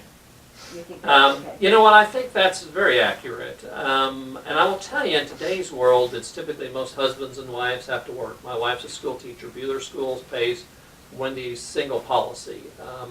And then we have 2 kids, and so for years I always had an employee with children policy, saved me a little bit of money. Now I'm back on a full family, trying to save the school a little bit of money, so I canceled her policy because Blue Cross pays a pretty big chunk of my family's health insurance. But as a general rule, most every employer up and down Main Street would typically have a 4-tier rate structure. The tough thing about it is that there will be an individual here that's going to get hurt pretty significantly. And how you manage that may be difficult. But I will tell you, if you say, hey Bruce, let's look at it, I'll rate it out for you in a minute and have the numbers for you. Because I conceptually like that, and in our long-term plan, Diane, I really want the county to transition to a 4-tier rate structure, because there's going to be a point to where people are going to say, hey, could I put me and my kids on my policy through Marion County? And that'd be less expensive than full family because my wife's got coverage where she's at. So I like your thinking very much. I think that makes good sense to me. I did not rate that, but I can rate that for you. I'd be interested in at least seeing it. You hang with me, I'll get that for you. Okay. Yeah, great, that's an excellent question, because that's, yeah, we've moved all of our small businesses in Kansas to 4-tier rate structure, so anything less than 50 contracts, although large accounts above 50 in size, we do give them the ability to stay either 2, some have 3, and some have 4-tier rate structures. Most accounts, large accounts, have transitioned to 4-tier. Does the 3-tier keep the cost down any? Absolutely not, Randy. When you think about the numbers, what in essence our actuaries do is they're projecting claims, and whether we get that through single-family rate structure or a 4-tier rate structure, we're projecting the same dollars. It'll just be shifted to different people. Yeah. The SDAC school group that I take care of, that Hillsborough and Marion and Hutch and all the groups, all the schools are in, they're on a 2-tier rate structure. So it's a huge school pool, and I would love to transition them, but sometimes it's really hard to do that. This group may be a little bit easier because there's not a lot of family contracts, and that appeals to me. So, And I wonder too, if we talk to some of our families, maybe we could transition them from single and 2 kids, or yes. one of the tiers, and then have the spouse, if they're working, be a single planning their own, if they work. Right.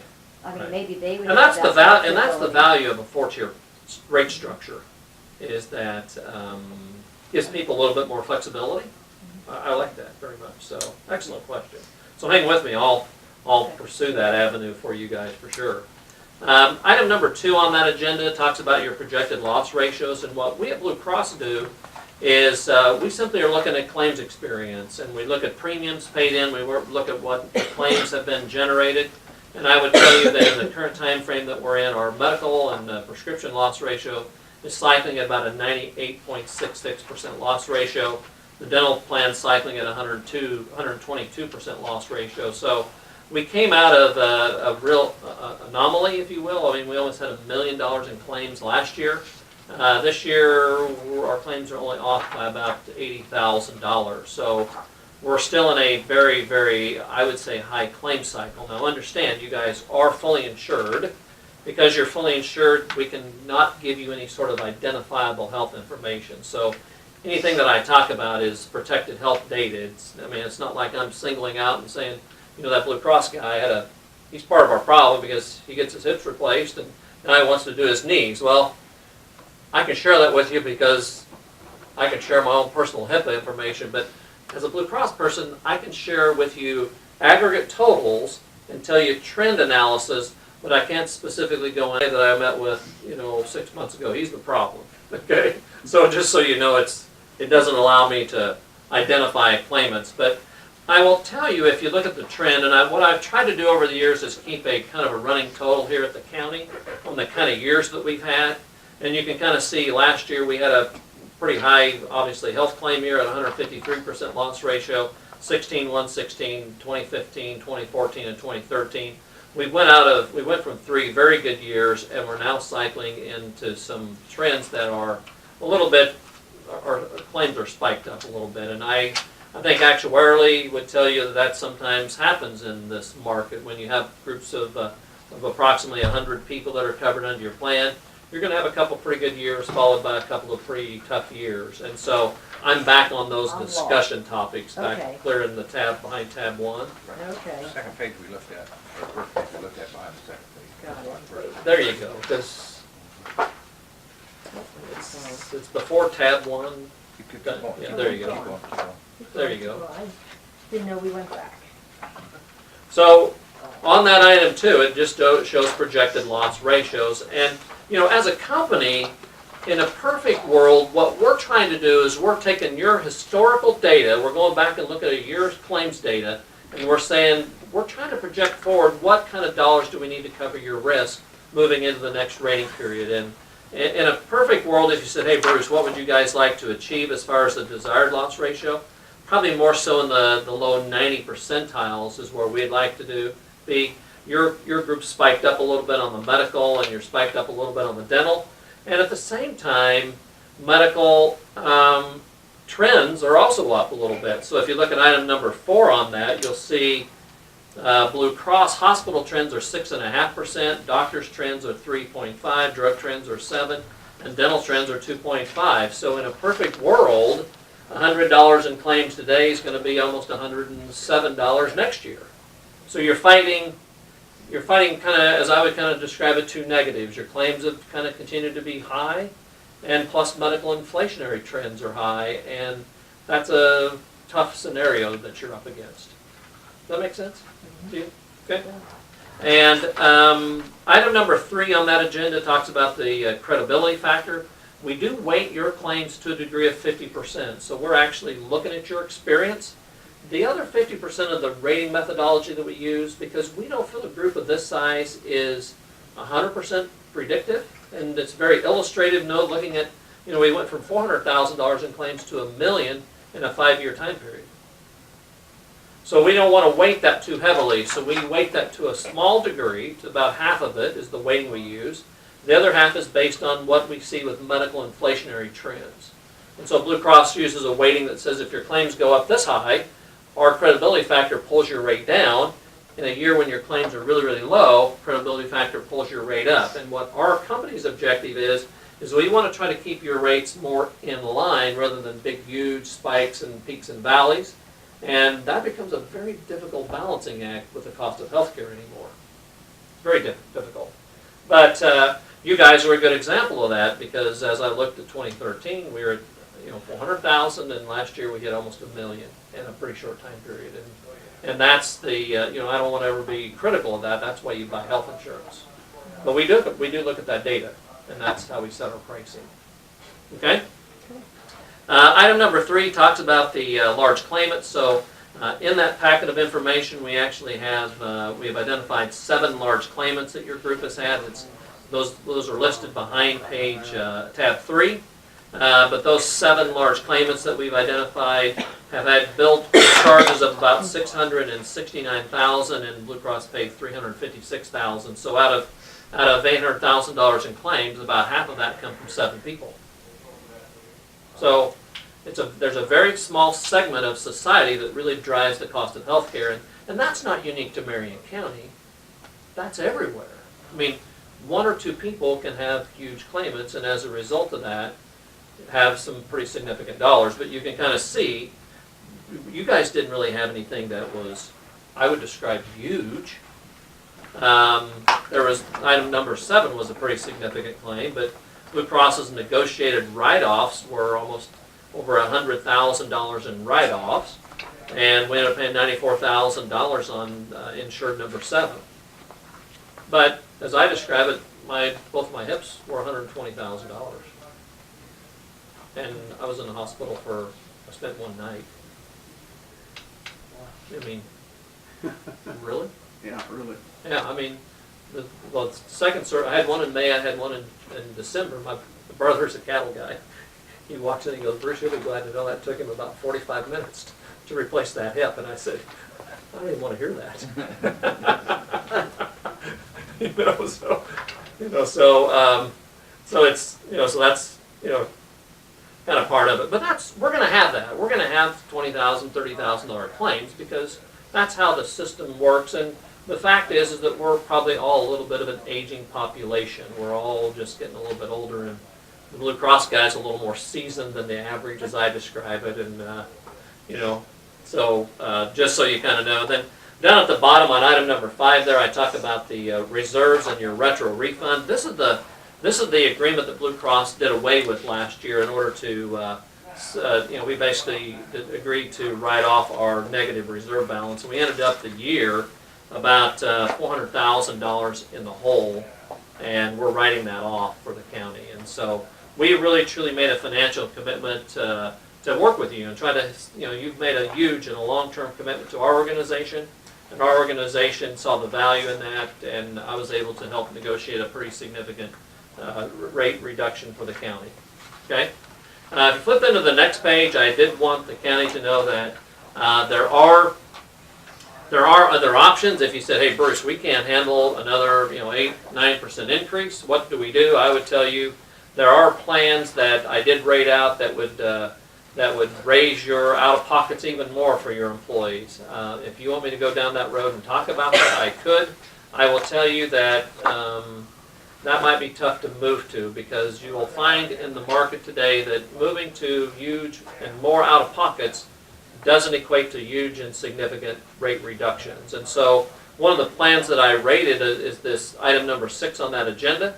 It talks about a contract called Blue Edge. It raises the coinsurance levels up significantly. It changes the ER copay from $100 to $250, and it moves you to a 5-tier drug plan. And I will tell you, that would be a fairly significant change for the employees if we had to transition to that. But I want you to know, if you said, hey Bruce, we don't have money in our budget, and what do we do to save this? I would say, here's an angle. This would keep things pretty much in check for you. The fact of the matter is that it would shift all the exposure back to your employees, and that's, no one wants that to happen. Yeah, and I mean, I can get into it more detail if you want, but I'll just leave it to say, if you wanted to look at those numbers in tab number 6 is where those numbers would be located. So behind tab, I think Kathy put that behind tab 5, I'm sorry.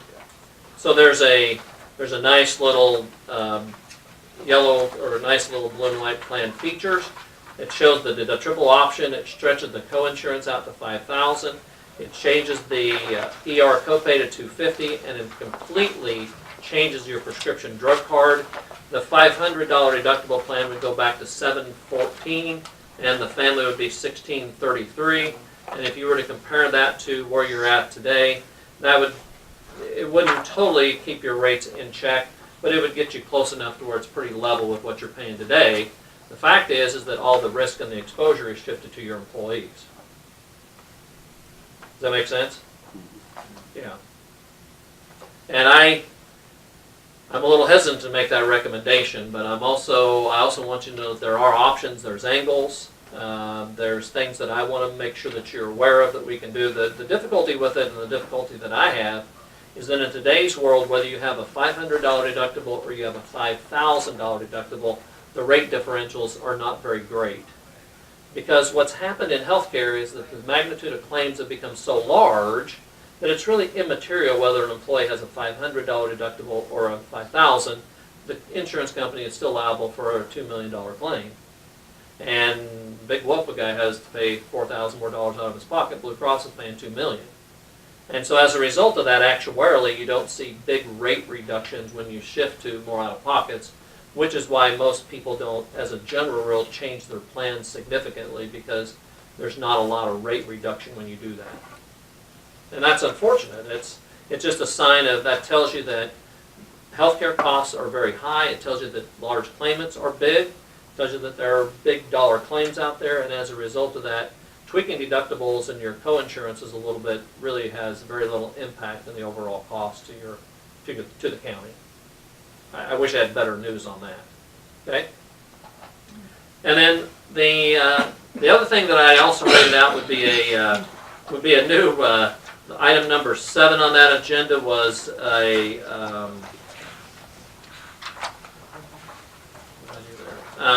was a dental, which is a pretty trimmed back dental product.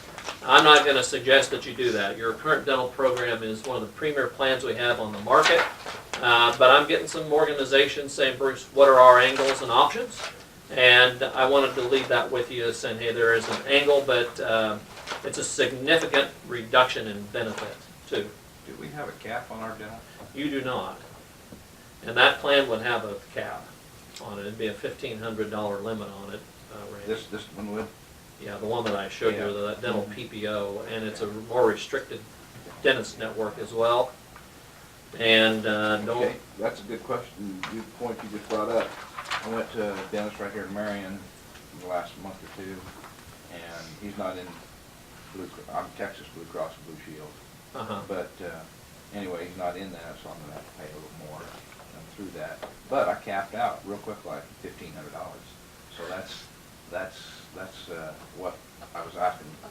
Now, Marion County's policy is an old plan that we've had I've had it for 33 years as a Blue Cross employee. It is, the beauty of it is there's no deductibles, there's no co-insurance, and there's no dollar limits. And it truly would help your employees out if they ended up with a serious dental problem. And as I describe it out there, you can go through $1,500 in the dental world in about a visit.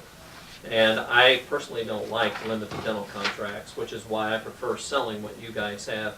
The premiums are not significantly different if you go to those limited networks or limited annual caps. And so I typically don't like selling those. I like the plan that you have. It's what I've sold for years, and I'm a strong believer in it. And quite truthfully, it really works well for most people. Can an employee take just dental only? They can do that, and I think we have some here. So if I come to work for the county and I had my coverage with my wife, I think the county does allow dental-only contracts. It's a nice benefit. Okay. In addition to that, I will close out and say there's some information on healthcare reform and compliance. I'll just pass on that because Blue Cross really does most of that for you. The county is required to distribute to your employees, and we help you with this, what's known as an SBC. The government says that everybody must receive a summary of benefits and coverage annually, and so when I do my employee meetings here, I typically have one, but I don't this time. But there it is. You have to distribute to your employees what's known as a summary of benefits and coverage, and that's a government requirement. We disclose that to your staff. It's a narrative summary of your plan that all the employees must receive. So they would get that as well. And then in the miscellaneous section, I put a little note that the county has no waiting periods on new employees. So when Tina or if you hire, the commissioners hire a new employee, they're eligible for coverage the first of the month following their date of hire. So if I come to work for you today on February the 20th, my effective date of Blue Cross would be March 1. Some companies have put 30 or 60-day waits on their new people, and I wouldn't imagine that your turnover is very high here, so I'm not too sure there'd be much value in that for the county. By your plan, I do note that there's no waiting periods. I also note item number 2 that you do use our Blues Enroll electronic enrollment system, of which these two ladies are very familiar with how you enroll people electronically. It's a very efficient way that we do business in the enrollment part of our plan. It talks about the deadline date to make sure that's a smooth transition, and I really appreciate Tina pushing me because as soon as I got this, I said I have got to meet you or the commissioner, and so thank you for that very much. And I would also tell you that Blue Cross also tries to help the county very, very heavily with making sure that you follow the government guidelines. There's a lot of rules and things that these ladies have to do in order to be in compliance with some of the government guidelines. We provide some checklists of items they must disclose to the employees, and it's fairly complex. I mean, there used to be a day in our lives when you really didn't have to give your employees much information. Today, I know these two ladies give the employees a lot of data because it's required by law, and it can be very, very complex and just another load on your staff members, as I kind of describe it. We try to simplify it as possible. There's also Medicare disclosure, and I would also encourage you, I know Tina has been really good about having me come out and do employee meetings with your staff, and I compliment this county because you guys do a great job in educating and keeping in front of your employees and truly explaining the value of what healthcare means to them, because I will tell you, having group health insurance in today's market, there's a lot of value in that because the individual markets across the United States are in dire straits, and that's unfortunate. If you're fortunate enough to work for an employer health insurance plans, as a general rule, are significantly better priced than what you'd find on the open markets. And it's unless you're Medicare eligible, then obviously Medicare becomes primary if you're not working. But if you're 60 years old and you don't have an employer and you try to go buy health insurance on the open insurance markets, it is not a fun market to be part of. And how do I say that nicely? So, a lot of stuff, questions from anybody. You guys were listening very intently. So, First, you two, have you had any trouble this year with getting any information from Blue Cross Blue Shield? No. Good. Good to hear it. Yeah. I Did know, the employees like the change? Has any comments been made about the ACA, the preventative stuff, Tina? I mean, I haven't really heard very many comments, have you, Ashley? yeah. I can tell you, I haven't actually even been to, I don't think I've been to the doctor since we changed. Let's keep our fingers crossed. I like that. might come up here pretty soon. I know, I'm probably gonna be there soon. Yeah, I was gonna say, I pretty much take a, I feel like I take the hand sanitizer and I pour it over me after every call I make. Yeah. So, yes, ma'am. I noticed that you don't cover compounded drugs. Is that something that might come down the pike someday, or is that something, because it's considered like holistic, that you just won't even? You know, ever- compound drugs are on our contract called Blue Edge are limited. And that's right, because, yes, that's a difficult one to talk about, because, yeah, but, so yes, compound drugs under Blue Edge, which is the plan that I proposed, would be a non-covered service. So as an example, there's a guy in Hutch, I think at one of the pharmacies, that does some mixes some compound drugs, and I think quite truthfully that works quite well for people. I mean, it seems to be very effective for people. And insurance companies, and we hire a company called Prime Therapeutics, which is a PBM. We're a pharmacy benefit manager. They oversee prescription spend, and trying to get your arms wrapped around the pharmaceutical world is a difficult one, and that's one of the things they're starting to hone in on. I noticed over the last year, in your preventive, like a person who goes to the doctor just for an annual checkup or something, you don't cover blood work, routine blood work. Is there a reason for that, or is that something that might be coming down the pipe? Well, you know what, under your policy, and that's a great question as well, under your plan you have a $35 office visit copay when you go to the doctor. In addition to that office visit copay, it should have, and I'll verify this, but it should have a $300 x-ray and lab writer with it. Mine does, I'm almost 99% positive. The county's contract has that as well. So the idea behind it is there's 100% coverage for the first 300. Once you exceed 300, it goes to the deductibles. What I do, and what I've shared with your staff over the years here, I have a baseline physical done every year at the Hutch Clinic. I started doing it when I was at 40 because I don't want to die of cancer like my dad did in his 60s. As a result of that, I go to the Hutchinson Clinic. They pull blood in the morning. They do a full blood workup for me. I meet with my physician in the afternoon. He has the results of that blood work, and the concept of it is that lab work is typically under that $300 lab benefit. So it's paid in full, and I have an office visit. In your case, the employees would pay $35 and could have a baseline physical done once a year and pay $35. So there is coverage, but it is 100% up to a max of $300. And then if you go past that... That's insurance speak. Excuse me? That's insurance speak, 100% up to $300. Is there a limit to where, or is there a specific place to where they will pay that at then? I guess is my question. So like, Well- are you familiar, you're from Hutch? Yes, ma'am. So let's just take, for example, the Reardon Clinic Right. in Wichita. Right. Is that a place that would be? You know what, I've acceptable, heard or of is Reardon, there but I'm not too places- sure are they contracting providers with us at the Reardon? Yeah, I Clinic? don't know that. I'm Yeah. just asking if that would be, would there be a stipulation to where any place that you could not get blood work drawn and have it covered under this? Is there anything like that? Well, as long as they're network providers. Okay. And in Kansas, about 98% of the doctors in Kansas hold contracts with us, and 100% of the hospitals.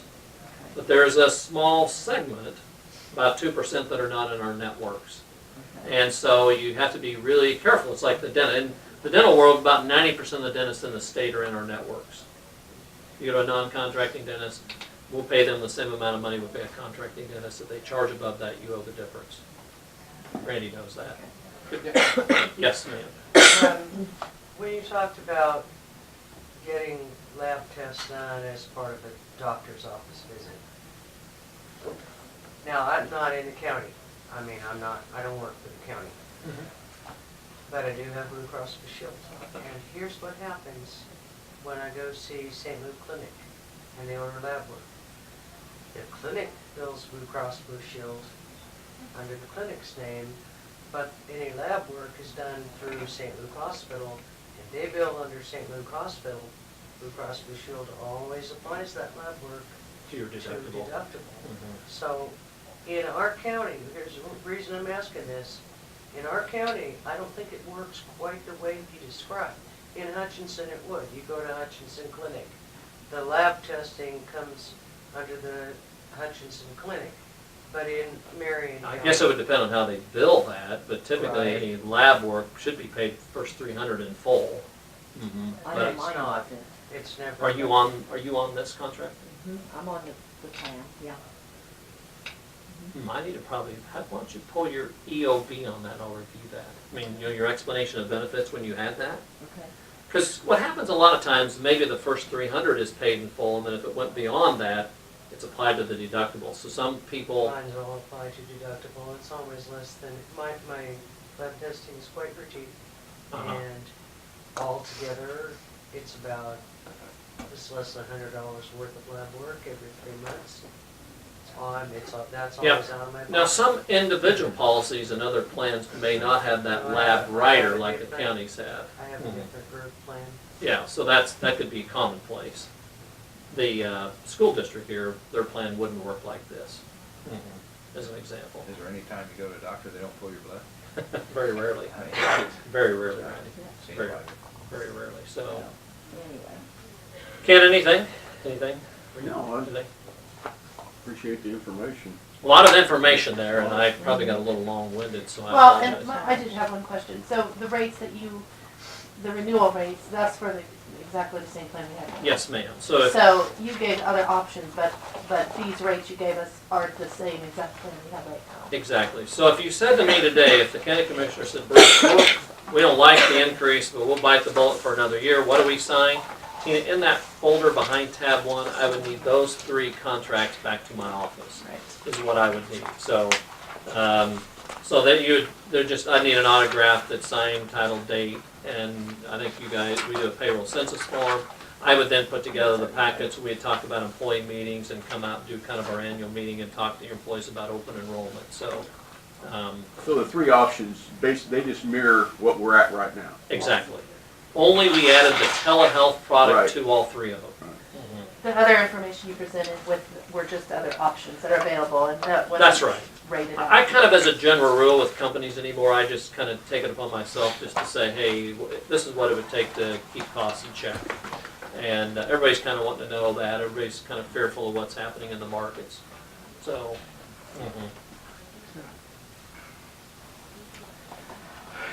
anything else? Yeah, any more questions? Ken? No, thanks, Randy, any Bruce. more questions? No. I have no questions. Well, thank you very much for your time. Appreciate It's a pleasure you. to be here. We definitely appreciate the relationship here with the county. And call me on anything, and then I'll stay in touch with these young ladies. So, Thank you very much. yeah, so. I think our employees speak loudly of Blue Cross and Blue Shield, so that's, Well, and I think it's a combination of you and us. I think the employees value what the county does for them. I mean, I routinely hear people say, hey, Bruce, how many employers can you go to that help provide health insurance like what the county does? And but it's a tough balancing act though too, Randy, I get that. I mean, these healthcare costs are significant, and I don't know what the answer is long term, but if you said to me today, what do you think will happen next year? It's gonna be 7 or 8 if your claims are like they are. We're up against another 6-8% change next year as well, and that's how do you build that into your budget every year? I mean, that's brutal. So, yeah, you would have heard me tell you that last year.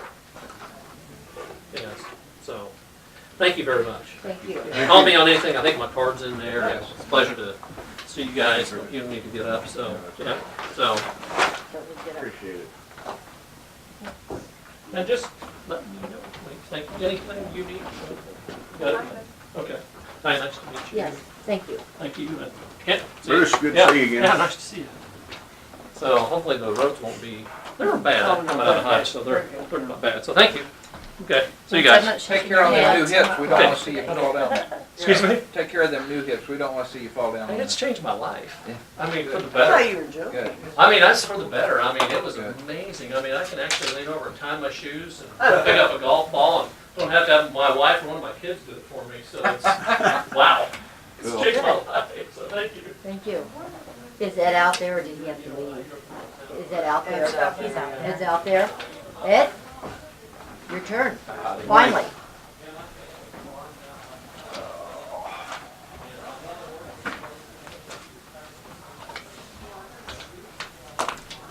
Is available.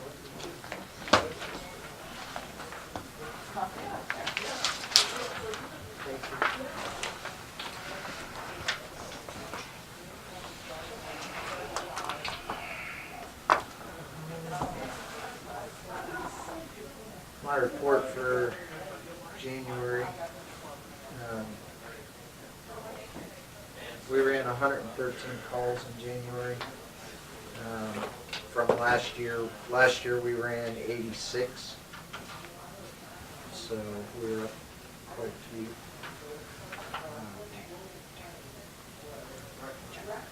Up there, screen. Check that. Oh, sorry. So if you look at our transfers from this year to last, So this year is 26? 26, and last year was 19. Our cardiacs were 8, last year was 3. Medical emergencies, we had 35 compared to 34 last year. Standbys, we had 5 this year, 1 last year. Motor vehicle accidents, we had 6 this year in January, 1 last year. Falls, 10 this year, 5 last year. Non-transports, we had 19, and last year we had 15. We were canceled twice this year, 4 last year, and we had 2 deaths in this year, and last year we had 4. So, Business is looking up, huh? well, at least we didn't have more deaths, so that was a good thing. That is. But the call volume is up previous year.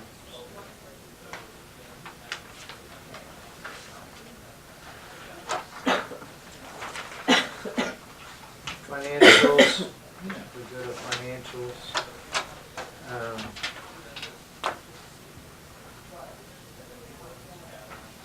So far in January, we billed out $94,433.54. We brought in $47,146.07. We had to refund $1,042. And our write-offs for January was $32,957.19.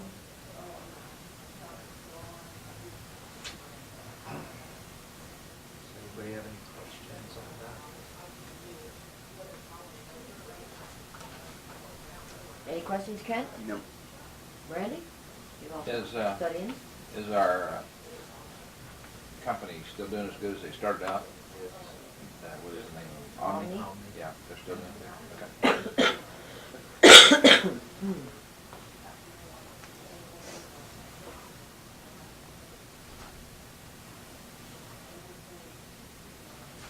That's all I have. Still nothing from the other ambulance dealers, so I don't know. You guys want me to try to search for more or bring you the one that I have? But the one dealer, new ambulance, Oh, buying a new ambulance? we've been bidding it, but I've only got one bid so far. I had one company not even call me, and the other company said they'd get me a bid. And Is that all there is? It's 2 companies? Well, there's more out there if you want me to search. I can. The one bid that we have is for the ambulance that we mostly have in the county right now, and that's Osage. Osage. How would you rate Osage's versus John Jay? Osage is one of the top ambulance dealers in the state. Are we, if we was to go to another company, or is the boxes ugly, is the boxes not workable, is the, No, the issue's gonna come in, my 5-year plan was in 5 years, hopefully we'd be able to start remount.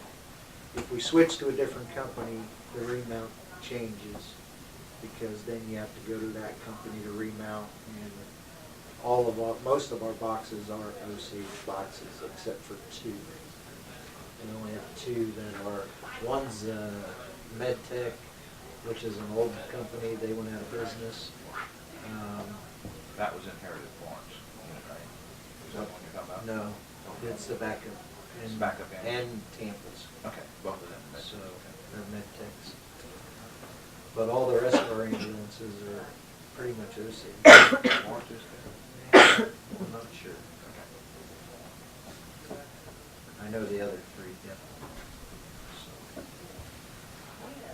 So, when you get into remounts, there's not anything usually wrong with your boxes. It's the chassis that wear out, So that was my plan, is down the road we can start going to remounts, and we're talking about cutting, 25-30% off the cost by going remounts, putting a new chassis under it, and remounting the box. Because like I said, it's not the boxes that typically you have issues with, it's your chassis.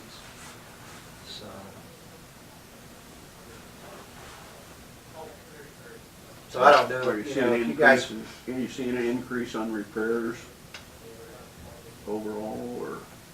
we have our normal maintenance tires and stuff like that. We had that switchboard go out on Tampa's truck, which is a fluke thing, I think. But it is the oldest in the fleet. I think most of it's just normal maintenance. Yeah.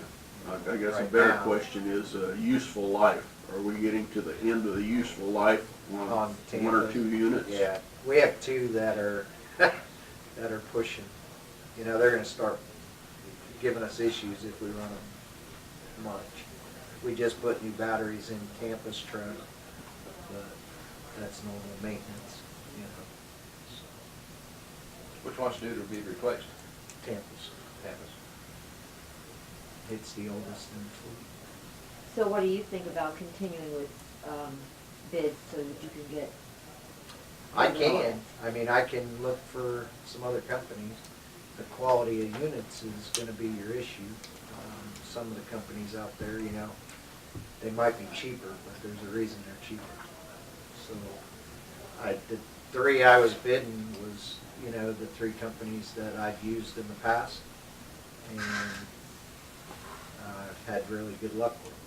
So, I wonder why the others don't put out bid. yeah, I don't know. I sent the one dealer an email the other day and said, look, I need to make a decision here. Either get me your bid or I'm going to drop you. Mhm. I'm going to go somewhere else. So I still have yet to hear from him. So Wild. Do you remember what your bid come in at on that new one? I don't know off my head. I don't. But, I'm opted to look elsewhere, just to see what else is out there. Are you bidding for a whole unit, or Yeah. not just chassis? No, the remounts on these chassis, they can happen. They're going to be costly because of the different box. Are we still able to get a small unit, or are we, with this company, or are we able to, we're gonna have to go to a bigger truck? Oh, I think if we switch to a gas chassis, we can still stay with the van chassis, but we have to go gas. I do know of one, if he still has it, there is still one diesel chassis out there. It's a van chassis, but it's a 16 model. Difference in price, I was going to say about $30,000 from the new compared to the 16 model. But it's a new. It's a new unit. It's a new chassis. Just it's a 16 model. Will So that matter? Will that make any significant difference? No, other than it's 2 years old, you know, but we can remount it. Osage actually has a box for it. And, you know, I think the difference in the new unit compared to that was $30,000. Wow. So Significant. it's a significant change, but that's the only one they have. And as soon as somebody speaks up for it, it's going. So, For discussion only with the commission, before I make any motions, just outright, would the commission be interested? Well, that's a significant Yeah. amount of money, And and still I- end up with a new unit. yeah, it's a new chassis, you know, just, they would remount a box that they already have sitting on their lot from a trade-in or whatever. And they would go through the whole thing and make sure all the wiring and all the lighting are updated. Kind of guaranteed. I think it's a year. I do have them figures over at the office if you want me to get them. I don't know what you have left on your agenda, but I can come back later with them if you want me to. Are you budgeted for replacement on it? Yes. It might be good to pursue that. And like I said, I do have the figures in my office if you want to see them. How about if you go and make a phone call and come back and see us here about noon, or a little later? See if they're About noon. I have, like I said, I have the figures. Yeah, he should, Sure. noon should work. Okay, somewhere in that area. That Somewhere around that area. All right. Running a little behind, but, I'll go grab them and come Okay. back. okay. Absolutely. Thank you. Yeah. Yep. Miss Janine, Good morning. how are you? I'm inside and it's nice and warm. Yes, it is. What I need today is just signatures Okay. for the various bank accounts, so. And I think Ken has collected all the other information we need. Okay. So you looked at all this, Tina, and, I haven't looked at these, but I knew they were coming. okay. So you'll sign in the first section. Do you want to take a look at it? It's just normal, we don't, yeah, I it's just just normal didn't know if bank you wanted account. to see it, I Does wanted. all three commissioners have to be on there, or just one? Just Everybody's whoever's got a different the style signature. signature card. Huh? Yeah. A. What's up here? I'll get those to the bank today. I could put my date of birth on there? I'll never tell. Pass it back here when we get down there. I want to sign now.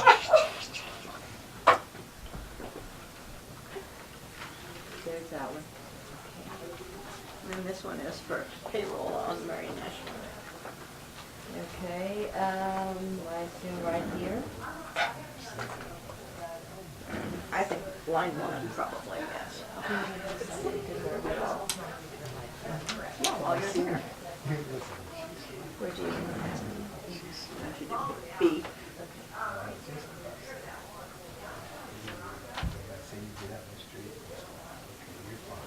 Do they need our social security numbers? Looks like it. Do I need to put mine on there also? I was hoping my date of birth would be enough.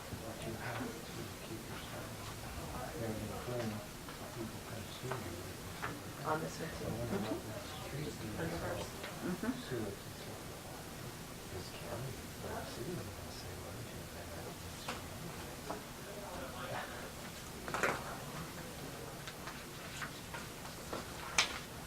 Okay. Okay. That's all you needed today? That's all I needed today, so Okay. catch you up a little bit. All right. All right. Thank you. Have a good day. Bud. On you. On me, huh? Mhm. Okay, I'm in here to present a couple of bids for our stormwater plan for the existing transfer station.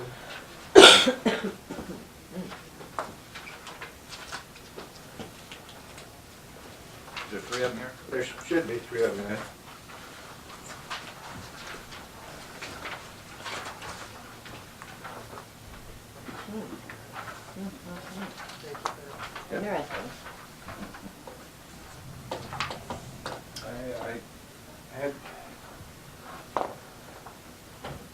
had talked earlier with Bruce, and then he gave me the contract to sign, and I seen the price, and I said, no, I can't do that, so I wanted to get another number. So I talked to the people from Call Valley Engineering there out of Emporia also. And they just got through doing one for Morris County last year.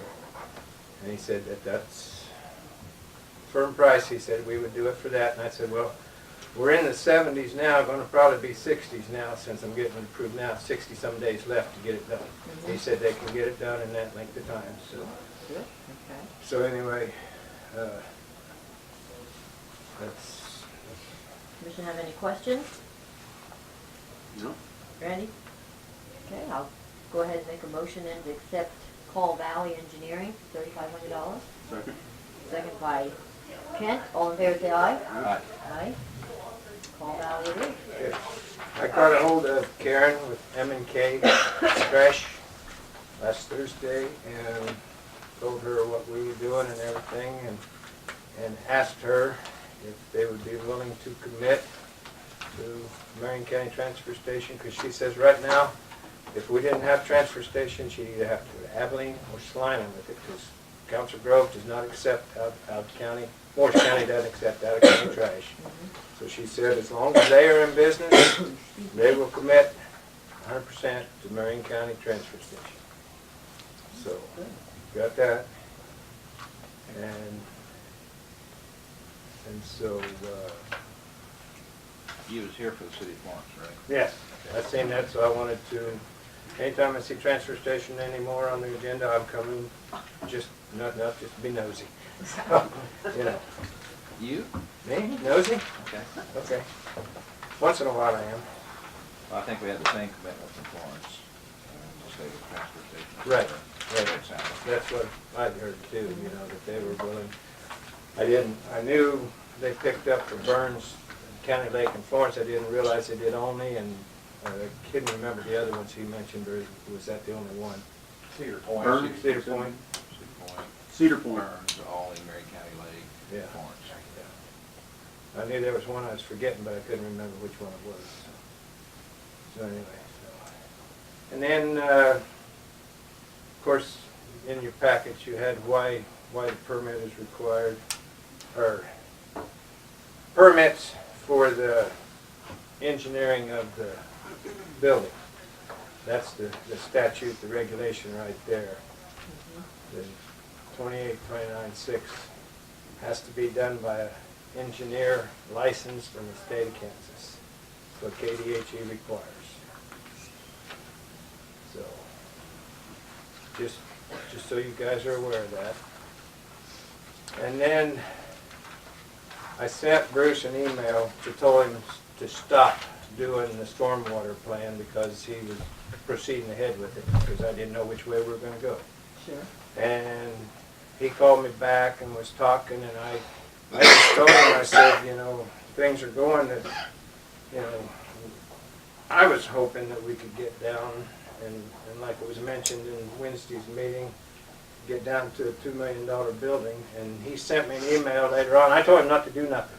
I didn't request this, but he sent this to me, said he sat down and in 15 minutes had this drawn up. And he came up with this price on this building. He said it's the same as the Osage County building, only add 20 more foot for recycled bin. That's what it would be. That's what their depth is, too, 75? Right now it's 75 deep by 55 wide. Okay, 75. Okay? So it would be 75 by 75 with a pit.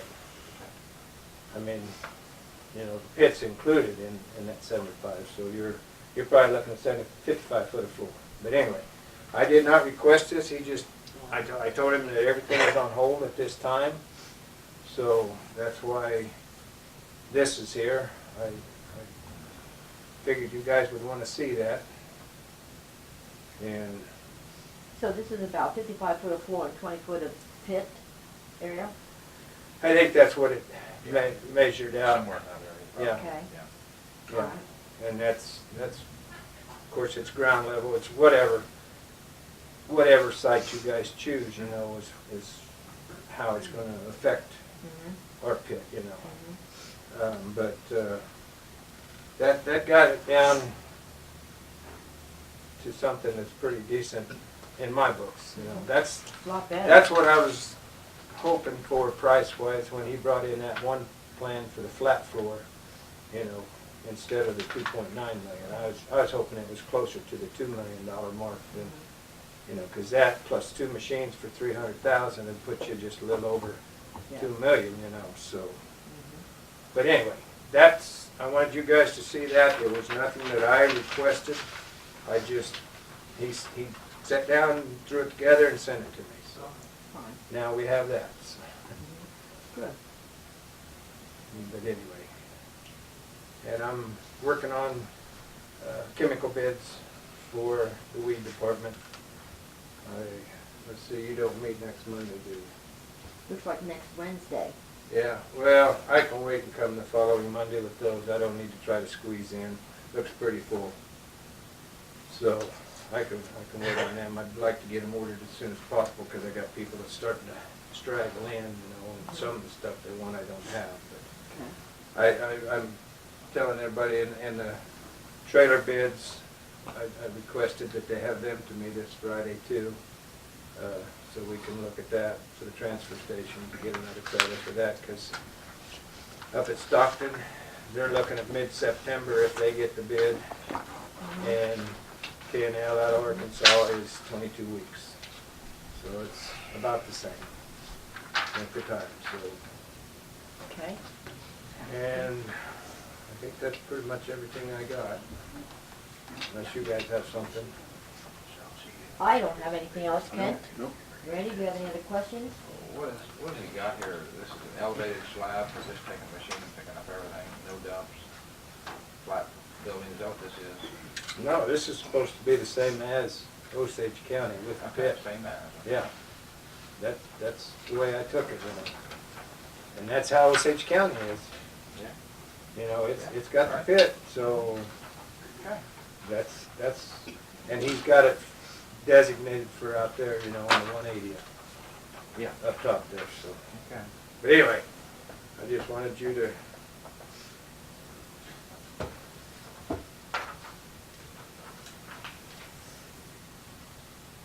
Anything else? I just didn't know if you had any. I have nothing else? No. Nope. Nope, Nope. but- Thank you. Thank you. You're good. Thank you, Bud. Thank you. Thank you. Mhm. We're 5 minutes ahead. Mhm. 5 minutes ahead. Okay, Yeah. could I type from kids? Could I use your Oh, 5 minutes? You can. That's handy. Yes? Yeah. To go into executive session for attorney-client to inform you about litigation. Alrighty.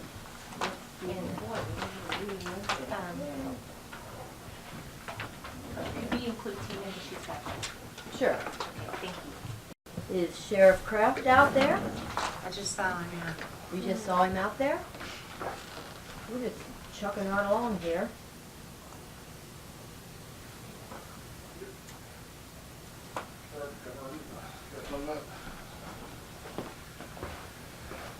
Good morning. Hello, Ron. How are you? Good. Everybody here. That's fine. Good. Sit right up here. You're up. And- Yeah. And this, you can speak out from that, just let us all hear what you have to say. Okay. Well, I just had a couple things on my list today. I would like to get your stance on the active 911 program for county volunteers. With the county, I think one or two of us talked about it at one time, and the county might be willing to stand that cost. It was, I think, about $2,000 figure for a year. I wasn't a part of that, so No. I'm kind of No. following. It's it goes out over the phones, your telephones, that you can put in your email or text number, whatever. And when dispatch pages out a fire or EMS call, they'd also get included on that through dispatch, that they can hit the active 911 and it will go to the affected volunteers as a secondary notification. Oh, okay. So, Right now, Peabody has that on the fire department. I don't know if they're still running it. They do. Okay. Mhm. It's, when they give the page out, Peabody Fire Department respond to a 601 plumb. You'll sometimes wait as high as 3 minutes after that, and then you will receive on a page on your phone, or a text or something, it's a text, I It's a guess, text. that Peabody Fire Department needs to respond to 601 plumb.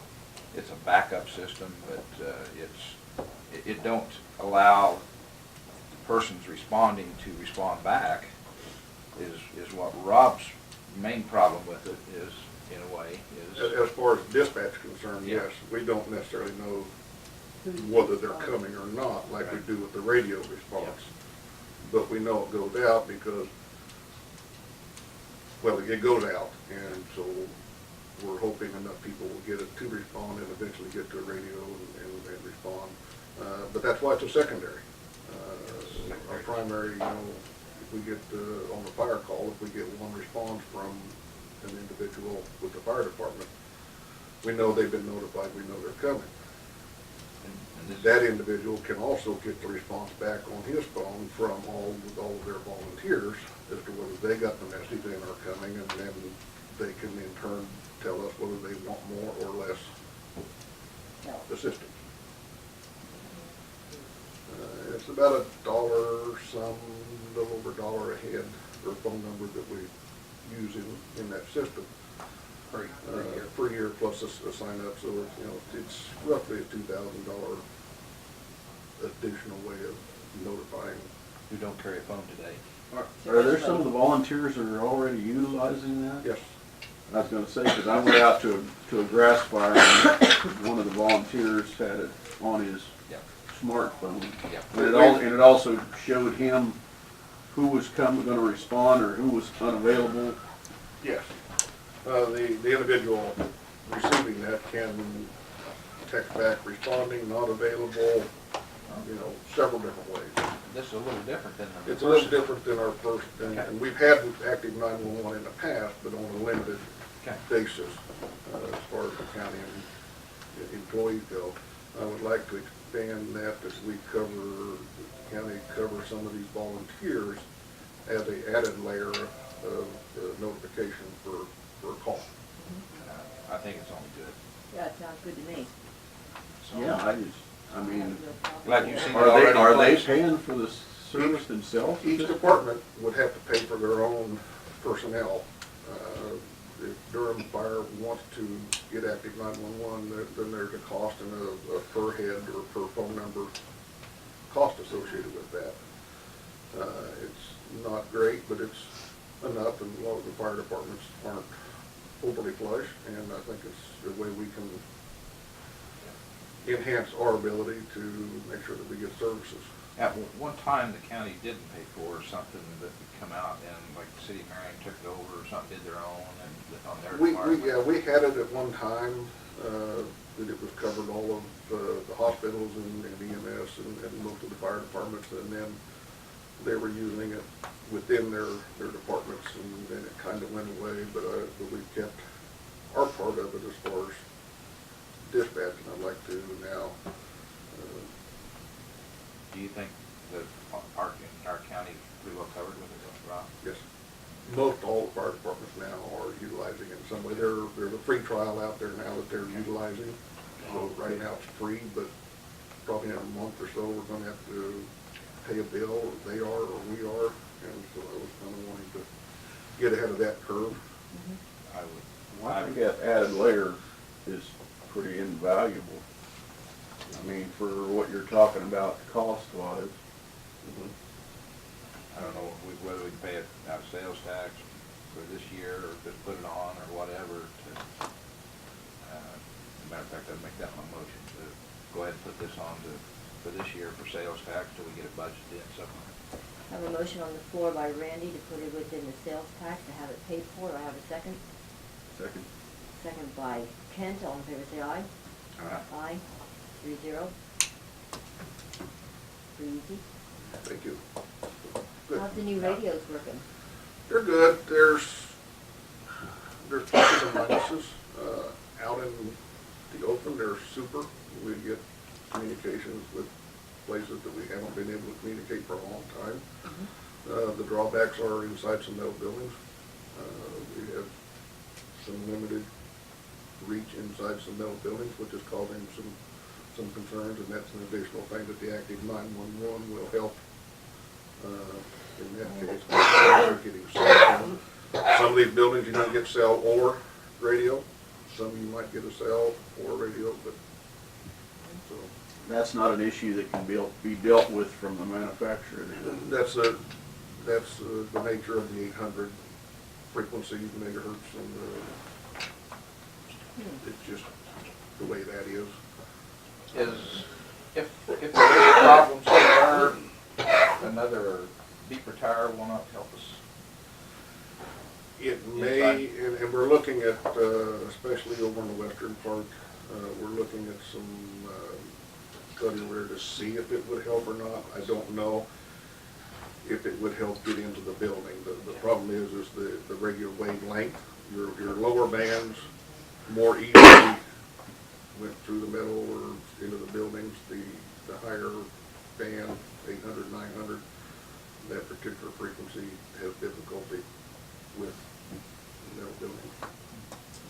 Whether it would actually help or not, but that's something that we're looking at with TBS, and they were going to be here this morning, but the weather kind of canceled that. So it's on our list to look at, especially in an area over in the west part. Is there going to be anything? Maybe I'm not even. Maybe you're not even the appropriate person. But I mean, the complaints I'm getting are from volunteers that are getting woke up 3 times during the night in Tampa on a call from burns. We're working on, and that was part of this morning's meeting with the radio and the fire chief supposed to be there. There's a way that we figured out how to improve that. That'd be good, because there was some frustration there. It would limit the number of actual pages that they got. Good. Can I ask a question? Can I ask Yeah, a go ahead. question? Are the tones ever going to be louder on those? The volume is going to be addressed. Okay, yeah, because We those, talked about dispatch volume was a little high, some of the page tones were a little low, and they're going to adjust some of those so that they're more, and the tones start off high yeah. at a loud volume and then taper off. And part of that is because of the radio itself, so it doesn't get a lot of feedback. I know Larry's So tones. they drop they start them off high and then it drops down. If they continue high, then it starts feeding back into the system, so that's why it kind of drops down a little bit there. But that was one of the things that we were looking at today, and TBS is going to adjust some volumes in some different areas. Yeah, Larry, because Larry's is really quiet. Yeah. Anything else? One other thing that I had, and I know it's kind of a touchy, you're doing a study on the pay. My question is for part-time personnel. Can they get overtime? I mean, holiday pay, not overtime. The way that we've done it traditionally, or the way that it's set up, is if somebody works a holiday and they're part-time and hourly, they just get paid for their work time.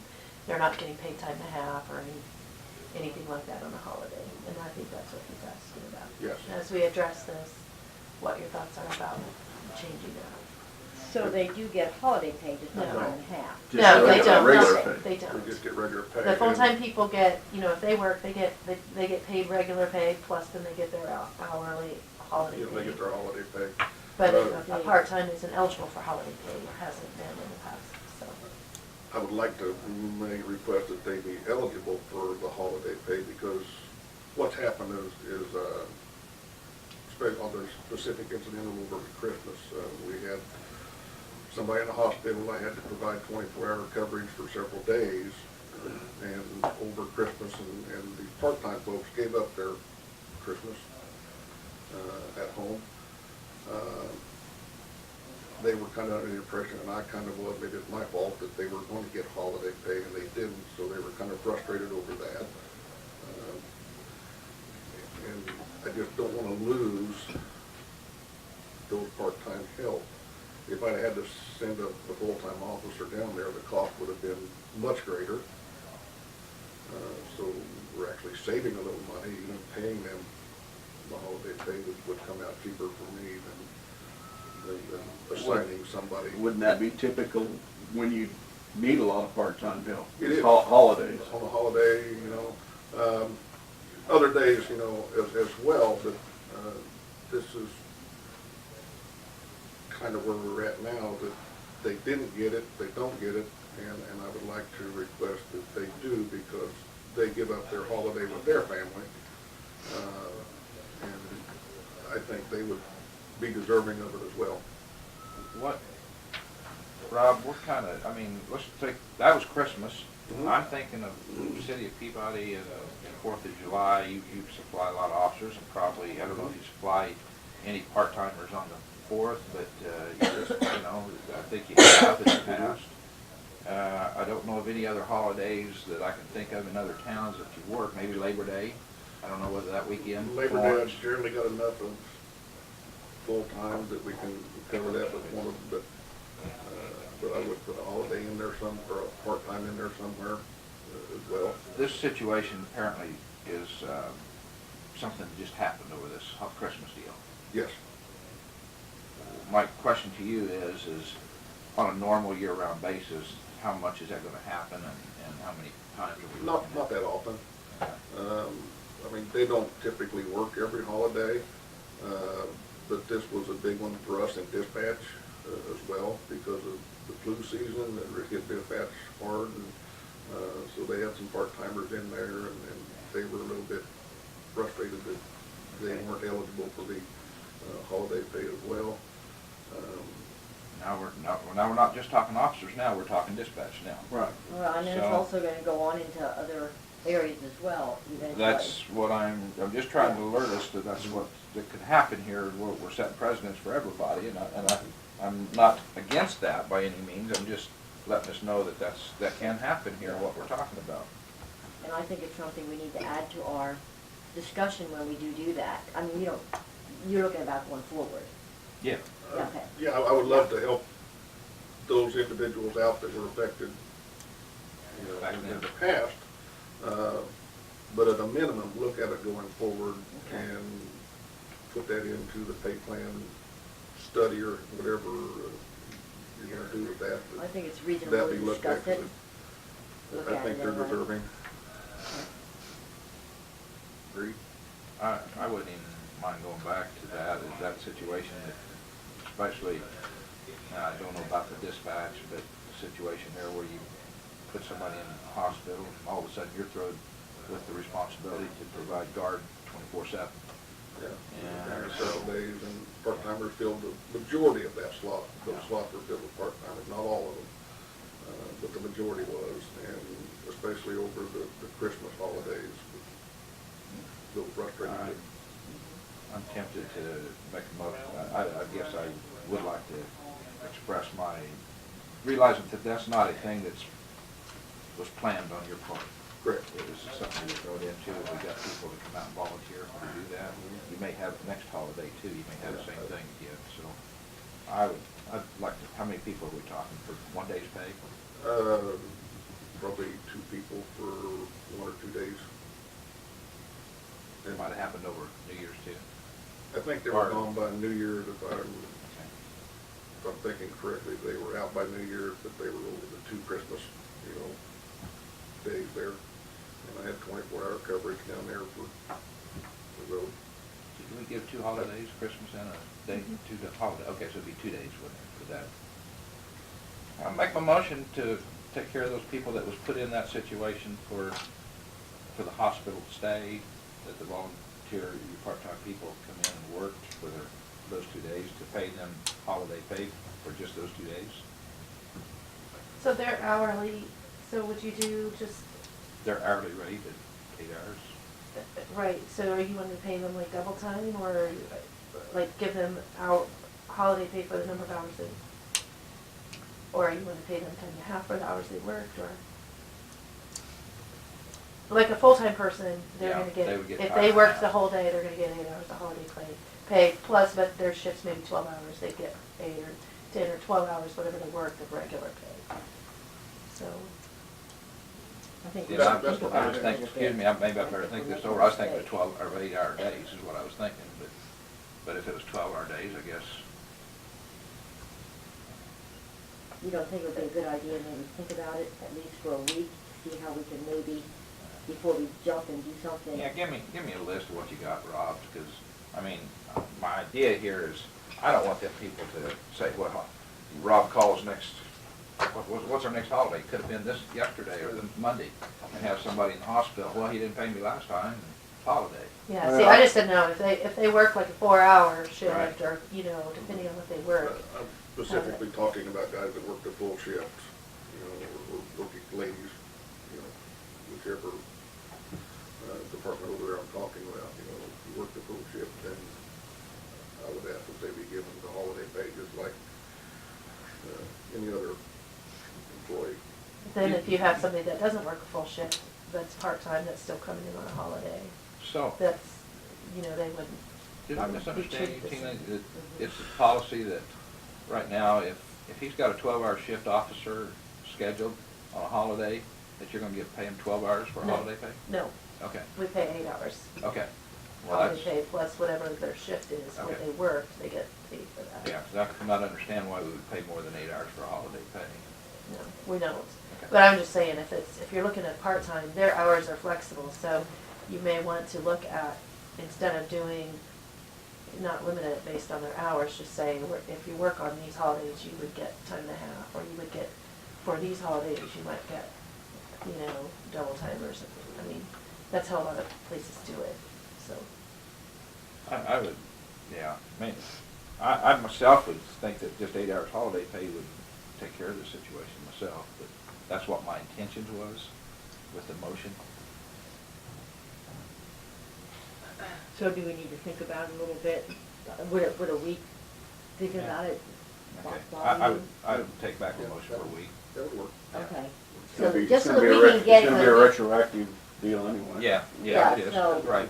So we can Yeah, get I'd love it. to But- take care of the but guys and we- gals that worked yeah. and helped us out over the Christmas and, you know. Yeah, we need to treat people fairly. Even if we don't call it overtime, would you call it Holiday. something that, you know, because I can just see it triggering a ripple effect here. There- So I think, there's not many I think we just departments need to that- think about it before we jump, Right. is all I'm saying. Departments that work holidays here are limited with the county. Mhm. Mainly us, probably the lake out there. I don't know other departments, and I don't want to slight anybody, but I can't think of it off the top of my head where there's other departments that work with. Yeah, I mean, we could have somebody have to come in on an ice storm for road and bridge too, something like that. On a holiday, is that what you're saying? Yeah. Could be.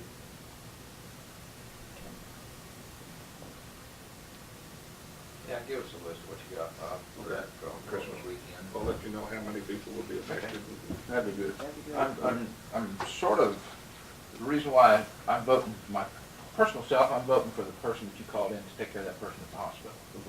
Now, here, what you're thinking of, Diane, I think, is something that's, what happens if the regular scheduled person sees this Christmas day, Christmas holiday, so, oh, I want Christmas off, so I'm gonna take Christmas off, I'm not gonna have to dispatch that day. So then, here's a dispatch calling in this part-time person to fill that person in, so we're paying one person already Christmas holiday pay, plus calling a person in, plus paying holiday pay, so, Yeah, we gotta think about it. so there can be some effects here of that day, and I don't know if our policy handles that. How would we do that today? Right now, Well, if they're on part-time people aren't vacation, receiving holiday pay. They wouldn't so- pay them, okay. Right. if they're on vacation that day, they wouldn't get holiday pay either. Everybody gets all the At holiday the pay. time. They wouldn't take vacation hours on a holiday, they would just take the holiday off. and Take the have holiday off pay. without getting the holiday pay. They would get holiday pay, a full-time person. Okay. Yeah, I just trying to They figure out just how wouldn't that- get paid for hours worked, because they wouldn't be Right. working. They wouldn't get paid for the hours worked. Right. Right. Okay. So if they take a 10-hour shift off, they would, you know, they would get 8 hours of holiday pay, but they wouldn't get paid for 10 hours because they weren't working the 10 hours. So they would get the 8, but not the regular, Right. regular 10. Right. And the Which person, would work out about the same as a part-time person getting paid plus the holiday pay. Yeah, I mean, I just think that if you, that perhaps you look at a part-time person, and it would typically be in an emergency situation where you have somebody, and I would think that since they're paid on an hourly basis, rather, you know, it's a little bit, most of our departments are not paid hourly, you know, his departments are because of the way that the work schedule is. Maybe we could even call it emergency pay or something. I mean, I'm just thinking, Right, I'm not- real quick, yes, I mean, if we think right, about it, we right. could, I think most companies, if you go and work a holiday, you're gonna make more than just straight time. yeah, that's why I'm interested in doing something for I them. don't want to single them out whether they're full-time or part-time. Right. They're the same. Yeah. And I don't want to lose, you know, part-time help that we've got. Right. They're good people. And they really help. And I don't want to slight them. Right. So, bring that back so we can look at it, we'll work on it. Okay, I'll do that. Thank you. thank you. Thanks, Earl. Did you have anything else? That was all I had on my list. Okay. Pretty easy list this morning. What? Thank you. Well, hey, we're good, folks. He's changed it. He's a new sheriff. He's not coming in with a pink or a purple folder. Oh, So- oh my God. Yeah, sticky notes is all he's coming in with It was now. very limited. Yeah. I like sticky notes. Thank you. Thank you. Did Ed make it back? Is Ed out there? Did you want to take a couple minutes and talk about the park and lake position? You can. Maybe kind of, Okay. So I assume Ed's probably not out there yet. no, he's not there. Okay, so we're going to go into executive session. Tina, you're going to be, because you have something specific that you Well, want I to just discuss? figure you guys maybe need to discuss, because last I Okay, heard you from were what I making an thought. offer to someone, and so Okay. maybe you have an update for the other two board All right, members I on that? just wanted to make sure I knew where you were going. Yeah, okay. So I'll move to go ahead and enter into executive session in order to discuss personnel, namely Park and Lake Supervisor pursuant KSA 754319B for, I will say, 5 minutes. I don't have that much to report, but a little bit. 5 minutes. Or just the board only? Just the board only, yes. Okay. You're here. Pick up where we left off from your discussion. So I went back to the office and was pulling up, and the other guy did email me at 9:33 this morning. A bid. So he did. Oh, good. There's an issue with his bid, though. He's missing one of the things that I had in all the bids was the power load system for cots. And so there's about $23,000 added to his bid. So when you look at that, That he put it in there, he did. forgot to put it in there. and that, in one bid is, the one bid we're gonna see is 23,000 for a power load system? We'll have to add Yes. that to the You'll have to total add price. it into, Is that what you're Can't- telling me? can I use yours? Sure. I forgot mine. So the first bid you're looking at is Osage, and this is for the new unit. 184,450.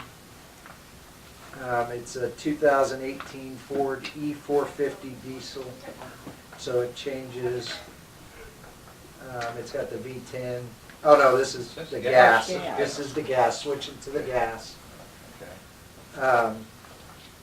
And if you look at professional ambulance sales, it's the same, going to the gas chassis.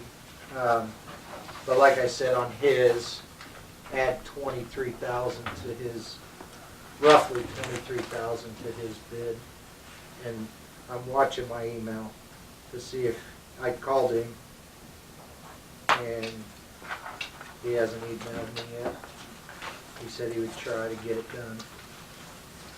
And then what I was telling you about the remount, it's a 2018 Osage Type 3 ambulance remounted on a 2016 G4500 Duramax diesel chassis.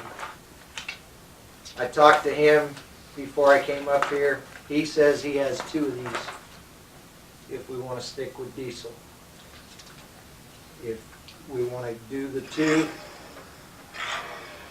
hold on 1 second, this may be him. This is it.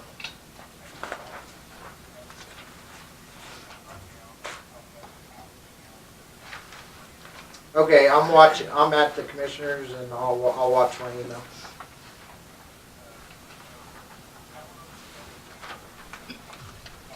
$23,500.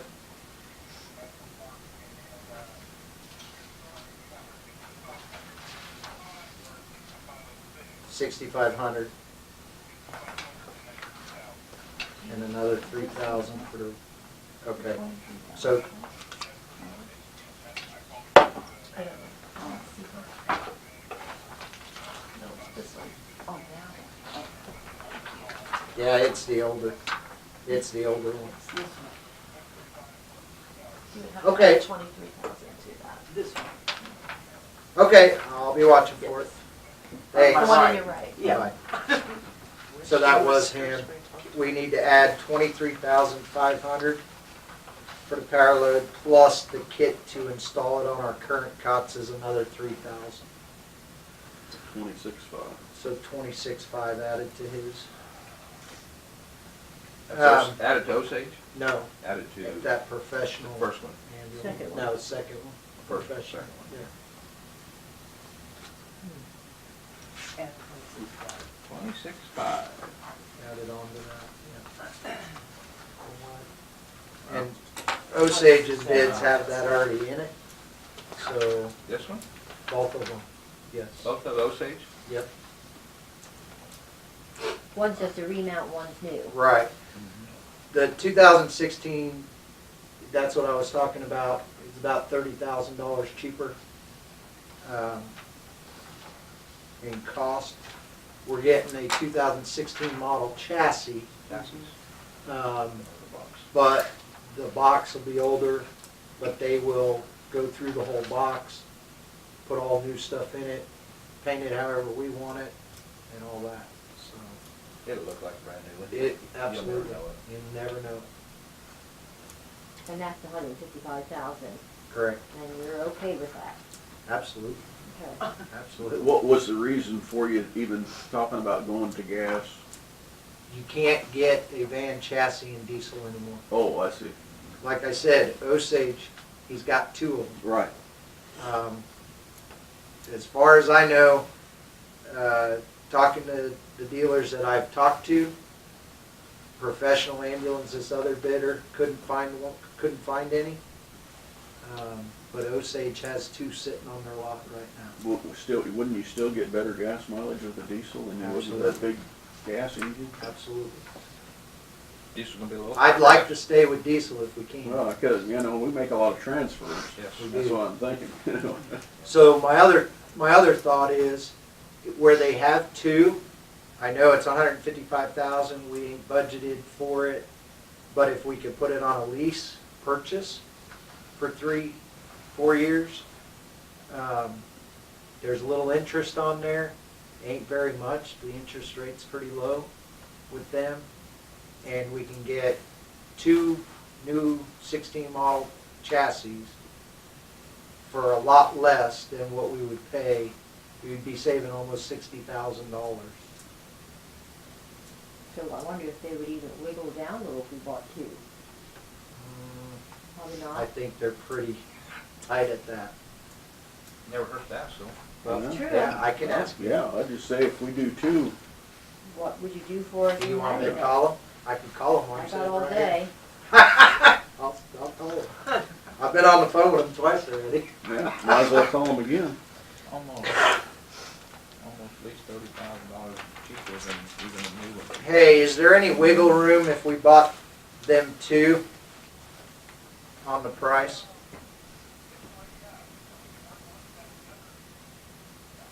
He said possibly yes. Keep talking. Because if they bought both the 2016 chassis, they just want to see if there'd be any wiggle room on it.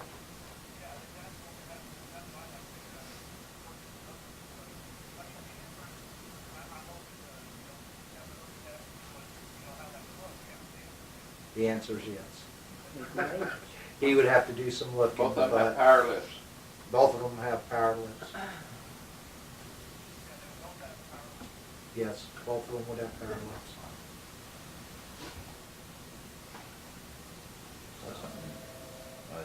I mean, it sounds like a lot. Power cot was quite a bit, but the power lift is something else. But What's the power lift? Well, that's it's- $23,000. the whole ambulance. Okay, I will get back with you, Kyle. All right, man.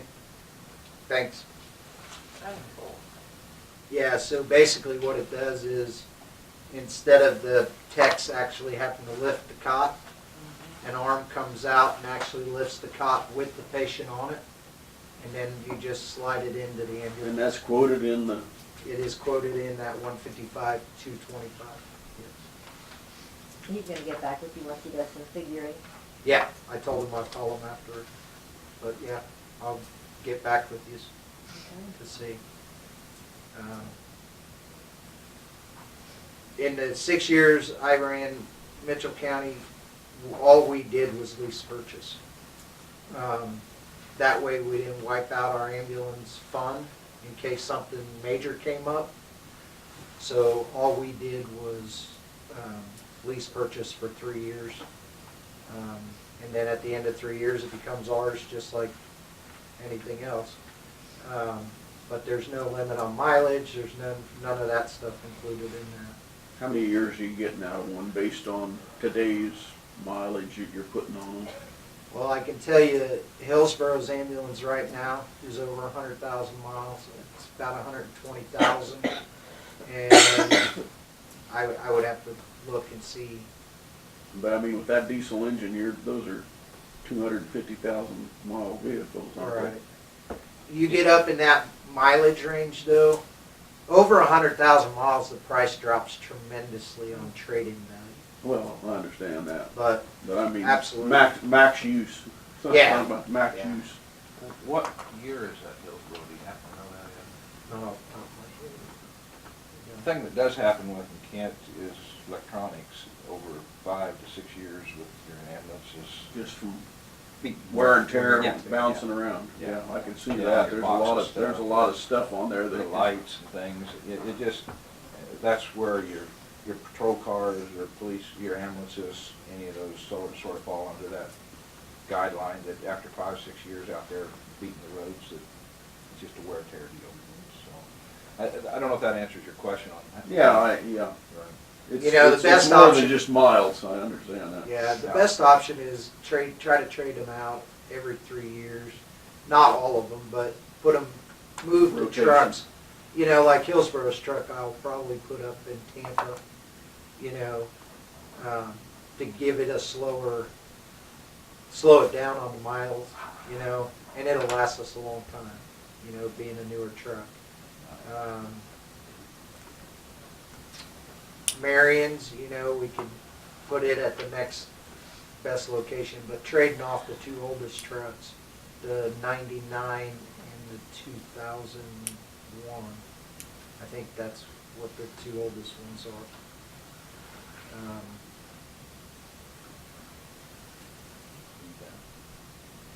Sure. Ed's not gonna like me, he's gonna throw me that Mountain Dew out near that pen. I don't know which one he's gonna throw at me, but when we're talking mileage and stuff and transfers, we just saw transfers are up, they're gonna continue up as long as we have a great service like we do have with the full-time people that we do have. We have good service with our volunteers too. But I do think that the mileage will go up on your transfers with the kind of service that we're providing today over what has been provided. But there is such a thing as called the the mini ambulances. Ed don't Oh, like them them. sprinters. Yeah. Ed don't like them. There's a, what is the kind of, not nickel, I'm trying to think of the name of them.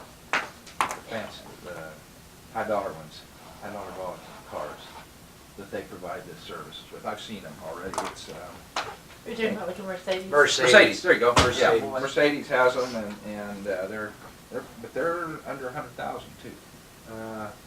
155. No, And no, if you want a quote, I'll get you one. Well, as of 2 years ago, they was under 100,000. They might have went up. It went up. I'm gonna say You're Mercedes. talking about transport ambulances. just- Transport ambulances, they're a smaller ambulance, but, So like a minivan or something? Now, they're sprinter. Have you ever seen the high top? They look like vans, Oh, but yeah, they're I've seen high them. top. Sure. They're making ambulances out of them. Well, we used to have a couple of them around like that. the old Ford Econoline vans was somewhat First similar to. responders or somebody Yeah. had one or Yeah. two of those. They was But somewhat similar these to here that. are the newer style. You know, Butler County's got them. You can go on Butler's website and look at them. Yeah, it works out of them in a life team, don't you? I do. Yeah, he knows all the ins and outs about them. When you've There's got a a patient, lot of restraint to them. when you got a patient in there working on I'm it. gonna say, the working area Yes, inside of lots those, of not them. much. Yes, not much at all. Yeah, If there wouldn't be a big dollar difference, I wouldn't consider it really. yeah, because they're over 100 within it's nothing. But at one time, he was looking at 140. I versus think 80. we're, and I'll do some checking, Yeah. but I think they're right around that 155 range. So, Wow, they went up there. They must be, they got gold now too. They was a little cheap.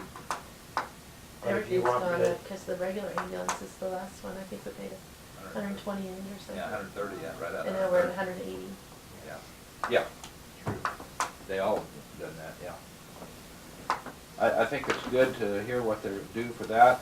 I think maybe the commission's probably, our budget's pretty well set. You got, what, 100 and some thousand in your budget for You have 180 in there for this year. 180 in it already, so I think, I think the commission, the way it sounded, is pretty interested in the one, whether you get two or not.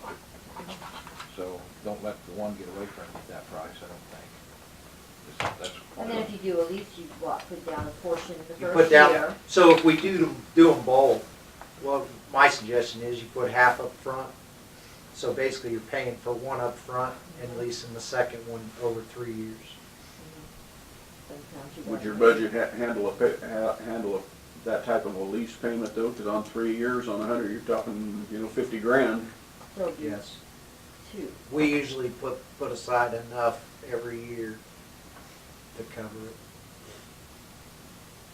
like when you said 130, we used to put 40. 40 was the number, 45 was the number. Well, you're at 180 in the budget this year. So if you If you bought one for 150, well, if it comes down any, Yeah. Right. right? Almost And at then you have a 30,000. little left over there to, but your first lease purchase payment wouldn't be due this year. It'd be due next year. Next year. oh, so you would put down. You'd be putting down. No, you We- would, but you we wouldn't would. have to fund the payment out of this year's budget. Right. Right. okay. You fund it out of next year's budget. So when you prepare the budget this summer for next year, Yeah. you So need to make sure you include that. I always try to put 60,000 in there every year. If you look at my budget, I always try to have at least 60,000. Well, we go up by 60 each year, so Right. that every 3 years you have the 180. Right. That would handle a lease on one of them. Yep. Right. Yeah, it would. Might be wise to, Think you're seeing the price range here. 180 to 155, that's 185 to it's 155, too good a 30,000. deal to pass out. It is kind of. Pass And out we as long stay, as and we stay with the diesel. That's the big, And that's it the don't big have thing. that depth, right? Is that correct? No, No, we they, got the they depth. do, They do have the depth, Yes. okay. I was thinking they was old enough they didn't. no, Okay. no, they have to have that. Every new diesel's got it anyway. Right, right. The nice part, what the government did for emergency services though, they don't have the shut off like your pickups do. You get low on your DEF fluid, it puts you down to 40 mile an hour or 30 mile an hour and you can't go any faster. That doesn't happen with the emergency vehicles. So, It used to. Oh, that's awful. About a year ago, there was ambulance services out there running low on DEF fluid, and you couldn't go over 20, 30 mile an hour. So the government changed that and took that off of emergency vehicles. So do we as a commission want to go ahead and authorize Ed to, if the price is down or any light fees, to go ahead and purchase both of them? At the, Can I say something before you do that? go ahead. I would like to see what he's gonna come up with price-wise. Okay, so if it's not reduced, The only thing that I would ask is if it is reduced, and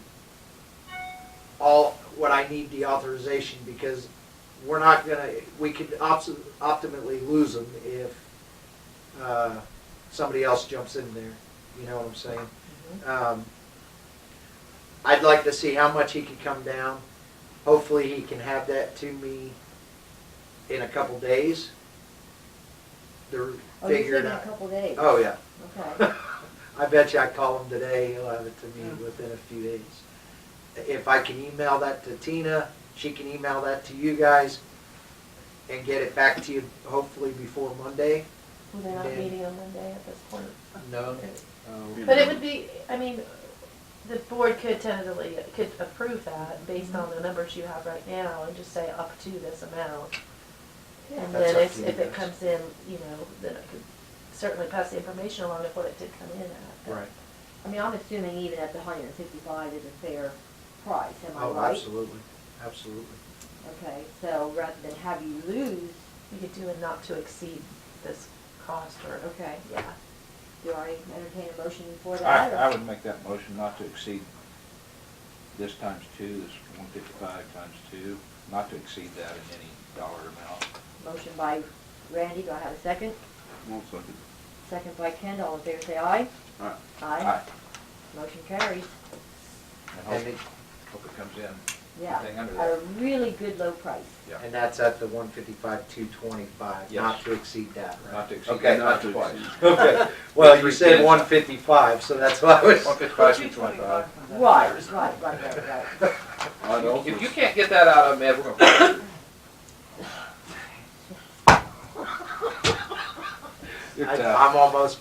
I'm almost positive we're gonna get a little better deal I than think that. so too. Would you even care to make a guess, maybe, or not? I say 150.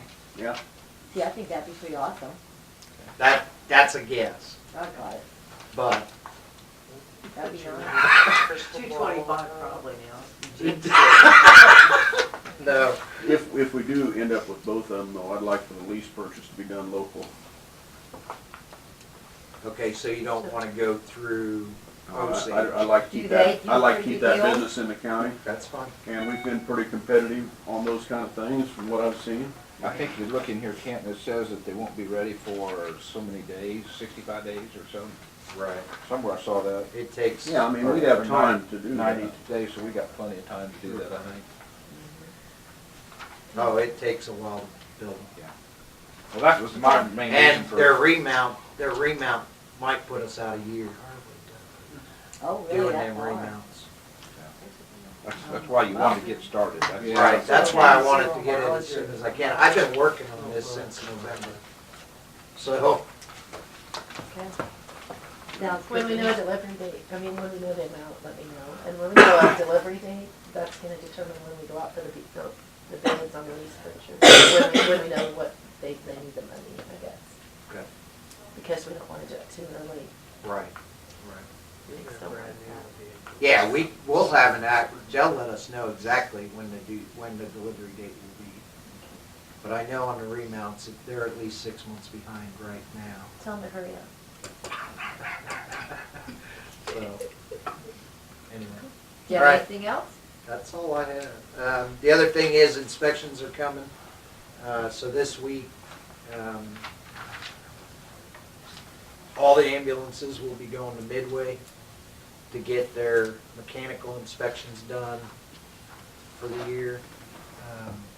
That started today, and it'll be every day up until next Tuesday, not counting Saturday and Sunday. So all 6 trucks will be brought in. The mechanical inspection will be done. I think the backup truck, the only thing Merlin found was one light out. So it was done this morning. So. And then state inspections just any time. So we're just waiting on it. Oh, did I hear You're right, you? you're right. So How's the construction at the EMS building? it is complete. There's 2 vent covers that need to get put on. Other than that, last week I laid the carpet and got that done. So that was the finishing touches. Other than the 2 vents. Do you like it? Yeah, absolutely. I would like y'all to Haven't even thought about that yet. stop and visit out there.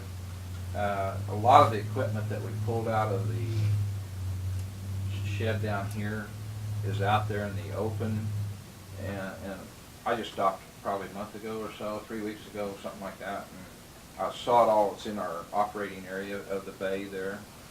I'd like you guys' consideration of maybe a building out there 20 by 20, 20 by 24, something to where some of the ambulance equipment that don't have to be in the heated condition can be stored behind that building or something.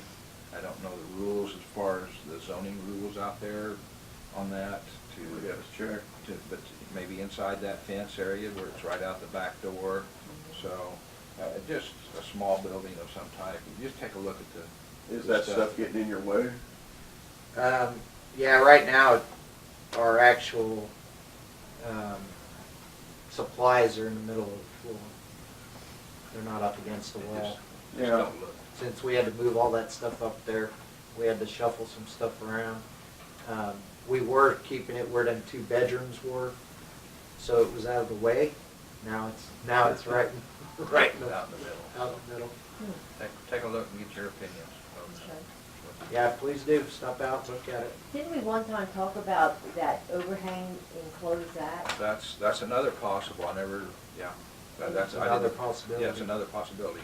Diane, very true. Yeah, 'cause I mean, other than that, it's just serving for The guys- employees' cars. Yeah, the back area, being able to get in and out of the gate, But there's another gate to the east side of it. yep, that's locked. That it could- That might be a better cost-effective way in getting around some Zoning. potential zoning problems. Yeah. Enclosing that side, absolutely. Yeah.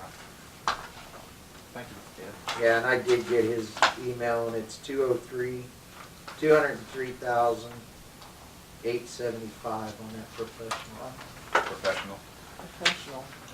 That was Oh. The second, but we've already, 203,875. Okay. Looks like you knocked off 500. Oh, boy. But we already have motion to report on the others. Alrighty. Thank you. All right, have a good day, thank you. too. Ed, are there any miles mileage on those? Maybe 1,000. Oh, so they're brand. They're brand new chassis. Yeah. Anybody have that set of ambulance stuff that I could have for? Yeah, you can have, oh, I scratched on mine, but you can have it. I don't need it. We need more? Okay, so Randy, do you have anything Yeah, I'd you'd like to like to go- discuss? Yeah, I'd like to go back to transfer stations and Okay. locations and stuff, and just, first of all, what I was sent out to do as my little homework was to talk to the landowner at the property, which roughly, at the maximum, probably 10 acres on the west side of the South County shop. The owner is acceptable. We would have to come back, make an offer, and hatchet down the price if we was to go there. But he's open to accept an offer for that property. So I think that's, either we need to sit down and do that, we need to make that decision. Now you have Florence's come in and throw in another possibility here, so we need to discuss that too. And just, you know, but the owner of that property is willing to do that, and that's when I went and talked to Bob down there to see how they felt about their trash, and he's reported on that, what their commitment is to stay, they would feel they would like to stay with the transfer station. Then they said, well, how about if we, so that's, I think that's where that all comes from. So they met and talked to that about it, so. So anyway, I think that's something that we have to decide just exactly where we're headed permitting wise. I think that's the whole thing. And I explained to the landowner down South Shop that ours would be potentially whether we could obtain a permit. The purchase of that property would be contingent to where we could. Mhm. You're talking about South Shop. South Shop, get that permitted for a transfer station, so.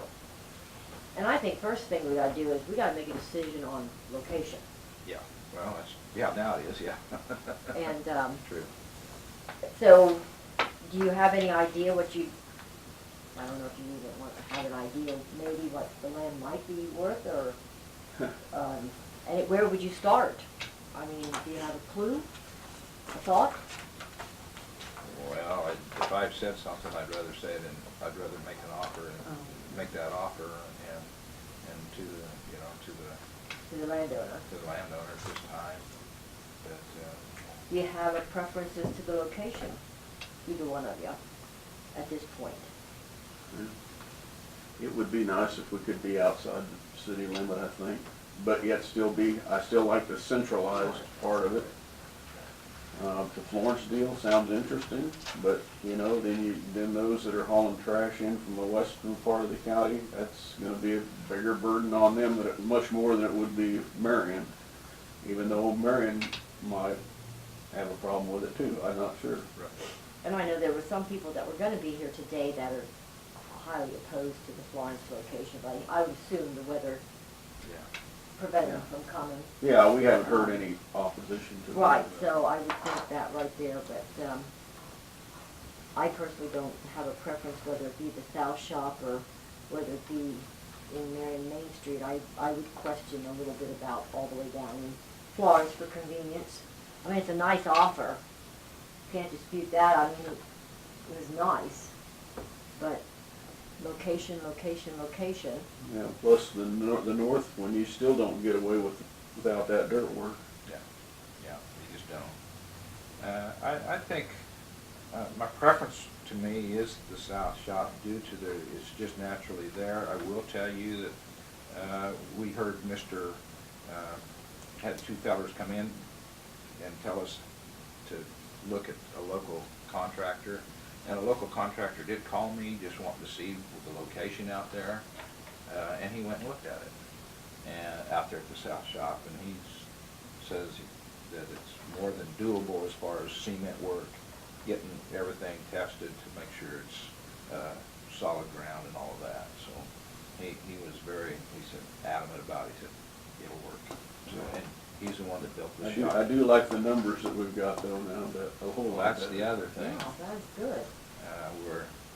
We're approaching real convenient numbers that is reachable for us. Yeah. And I don't know if the public knows it, but I think I don't know reason why we can't say Did it you, to the you public, guys, yeah. did you see this? Yeah. It was in the packet. Oh, it's in the back. Okay, all right, Okay. so, It's it's in just, the back. you know, that's a reasonable, that's 75 to 75. You know, it's getting there. Don't know whether our local contractors are gonna beat that even with a bid too, so, you know, who knows?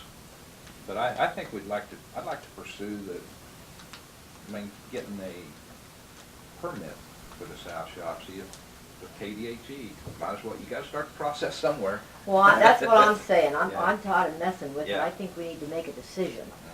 And pick a spot and go with it, and if something comes up that we have to change, I guess then And that's then what we back have up to and do. go then, yeah. Yeah, but I think we need to start moving forward, so. I don't know exactly have you received a bill so far from B&G or anything yet that you know of? Yes, You have? I think, yeah, it seems like Bud brought me something in the Okay. other day. I guess somewhere, that's why I wanted to stop where we was at, see what we've spent, and see what maybe after. You authorize, I think, up to 31 Yeah, that something, was- and I yeah. think that the bill, that, I'd have to look at it, but it's a little under that. Yeah. I think Maybe 20. 25,000 or 2,500. The, But it's close. Yeah, it's like 28 or something, so there's a little left. okay. See what the, if that's gonna include the permitting for that location or not, I don't know. And then we'd have to decide whether, you just seen up there, Bud showed us that we need engineering, whether the engineering for the building is, the building company is good enough or not, I do not know, due to those rules that we saw up there on the thing today. That, all those kind of questions has to be answered. But if we do it locally, well, there might be some local engineers that might help too. So to get the ball rolling, I mean actually rolling other than just talk, thank you. Do we need to go into executive session and talk about it, or what do we need to do to get this show on the road? Discuss property acquisition. Yes. Yeah. I mean, at least Yeah. know where we stand out there. Okay. We only need to keep taking a step, one step forward instead of one I- step I- back, so. I'm- Okay, pick out your little sheet.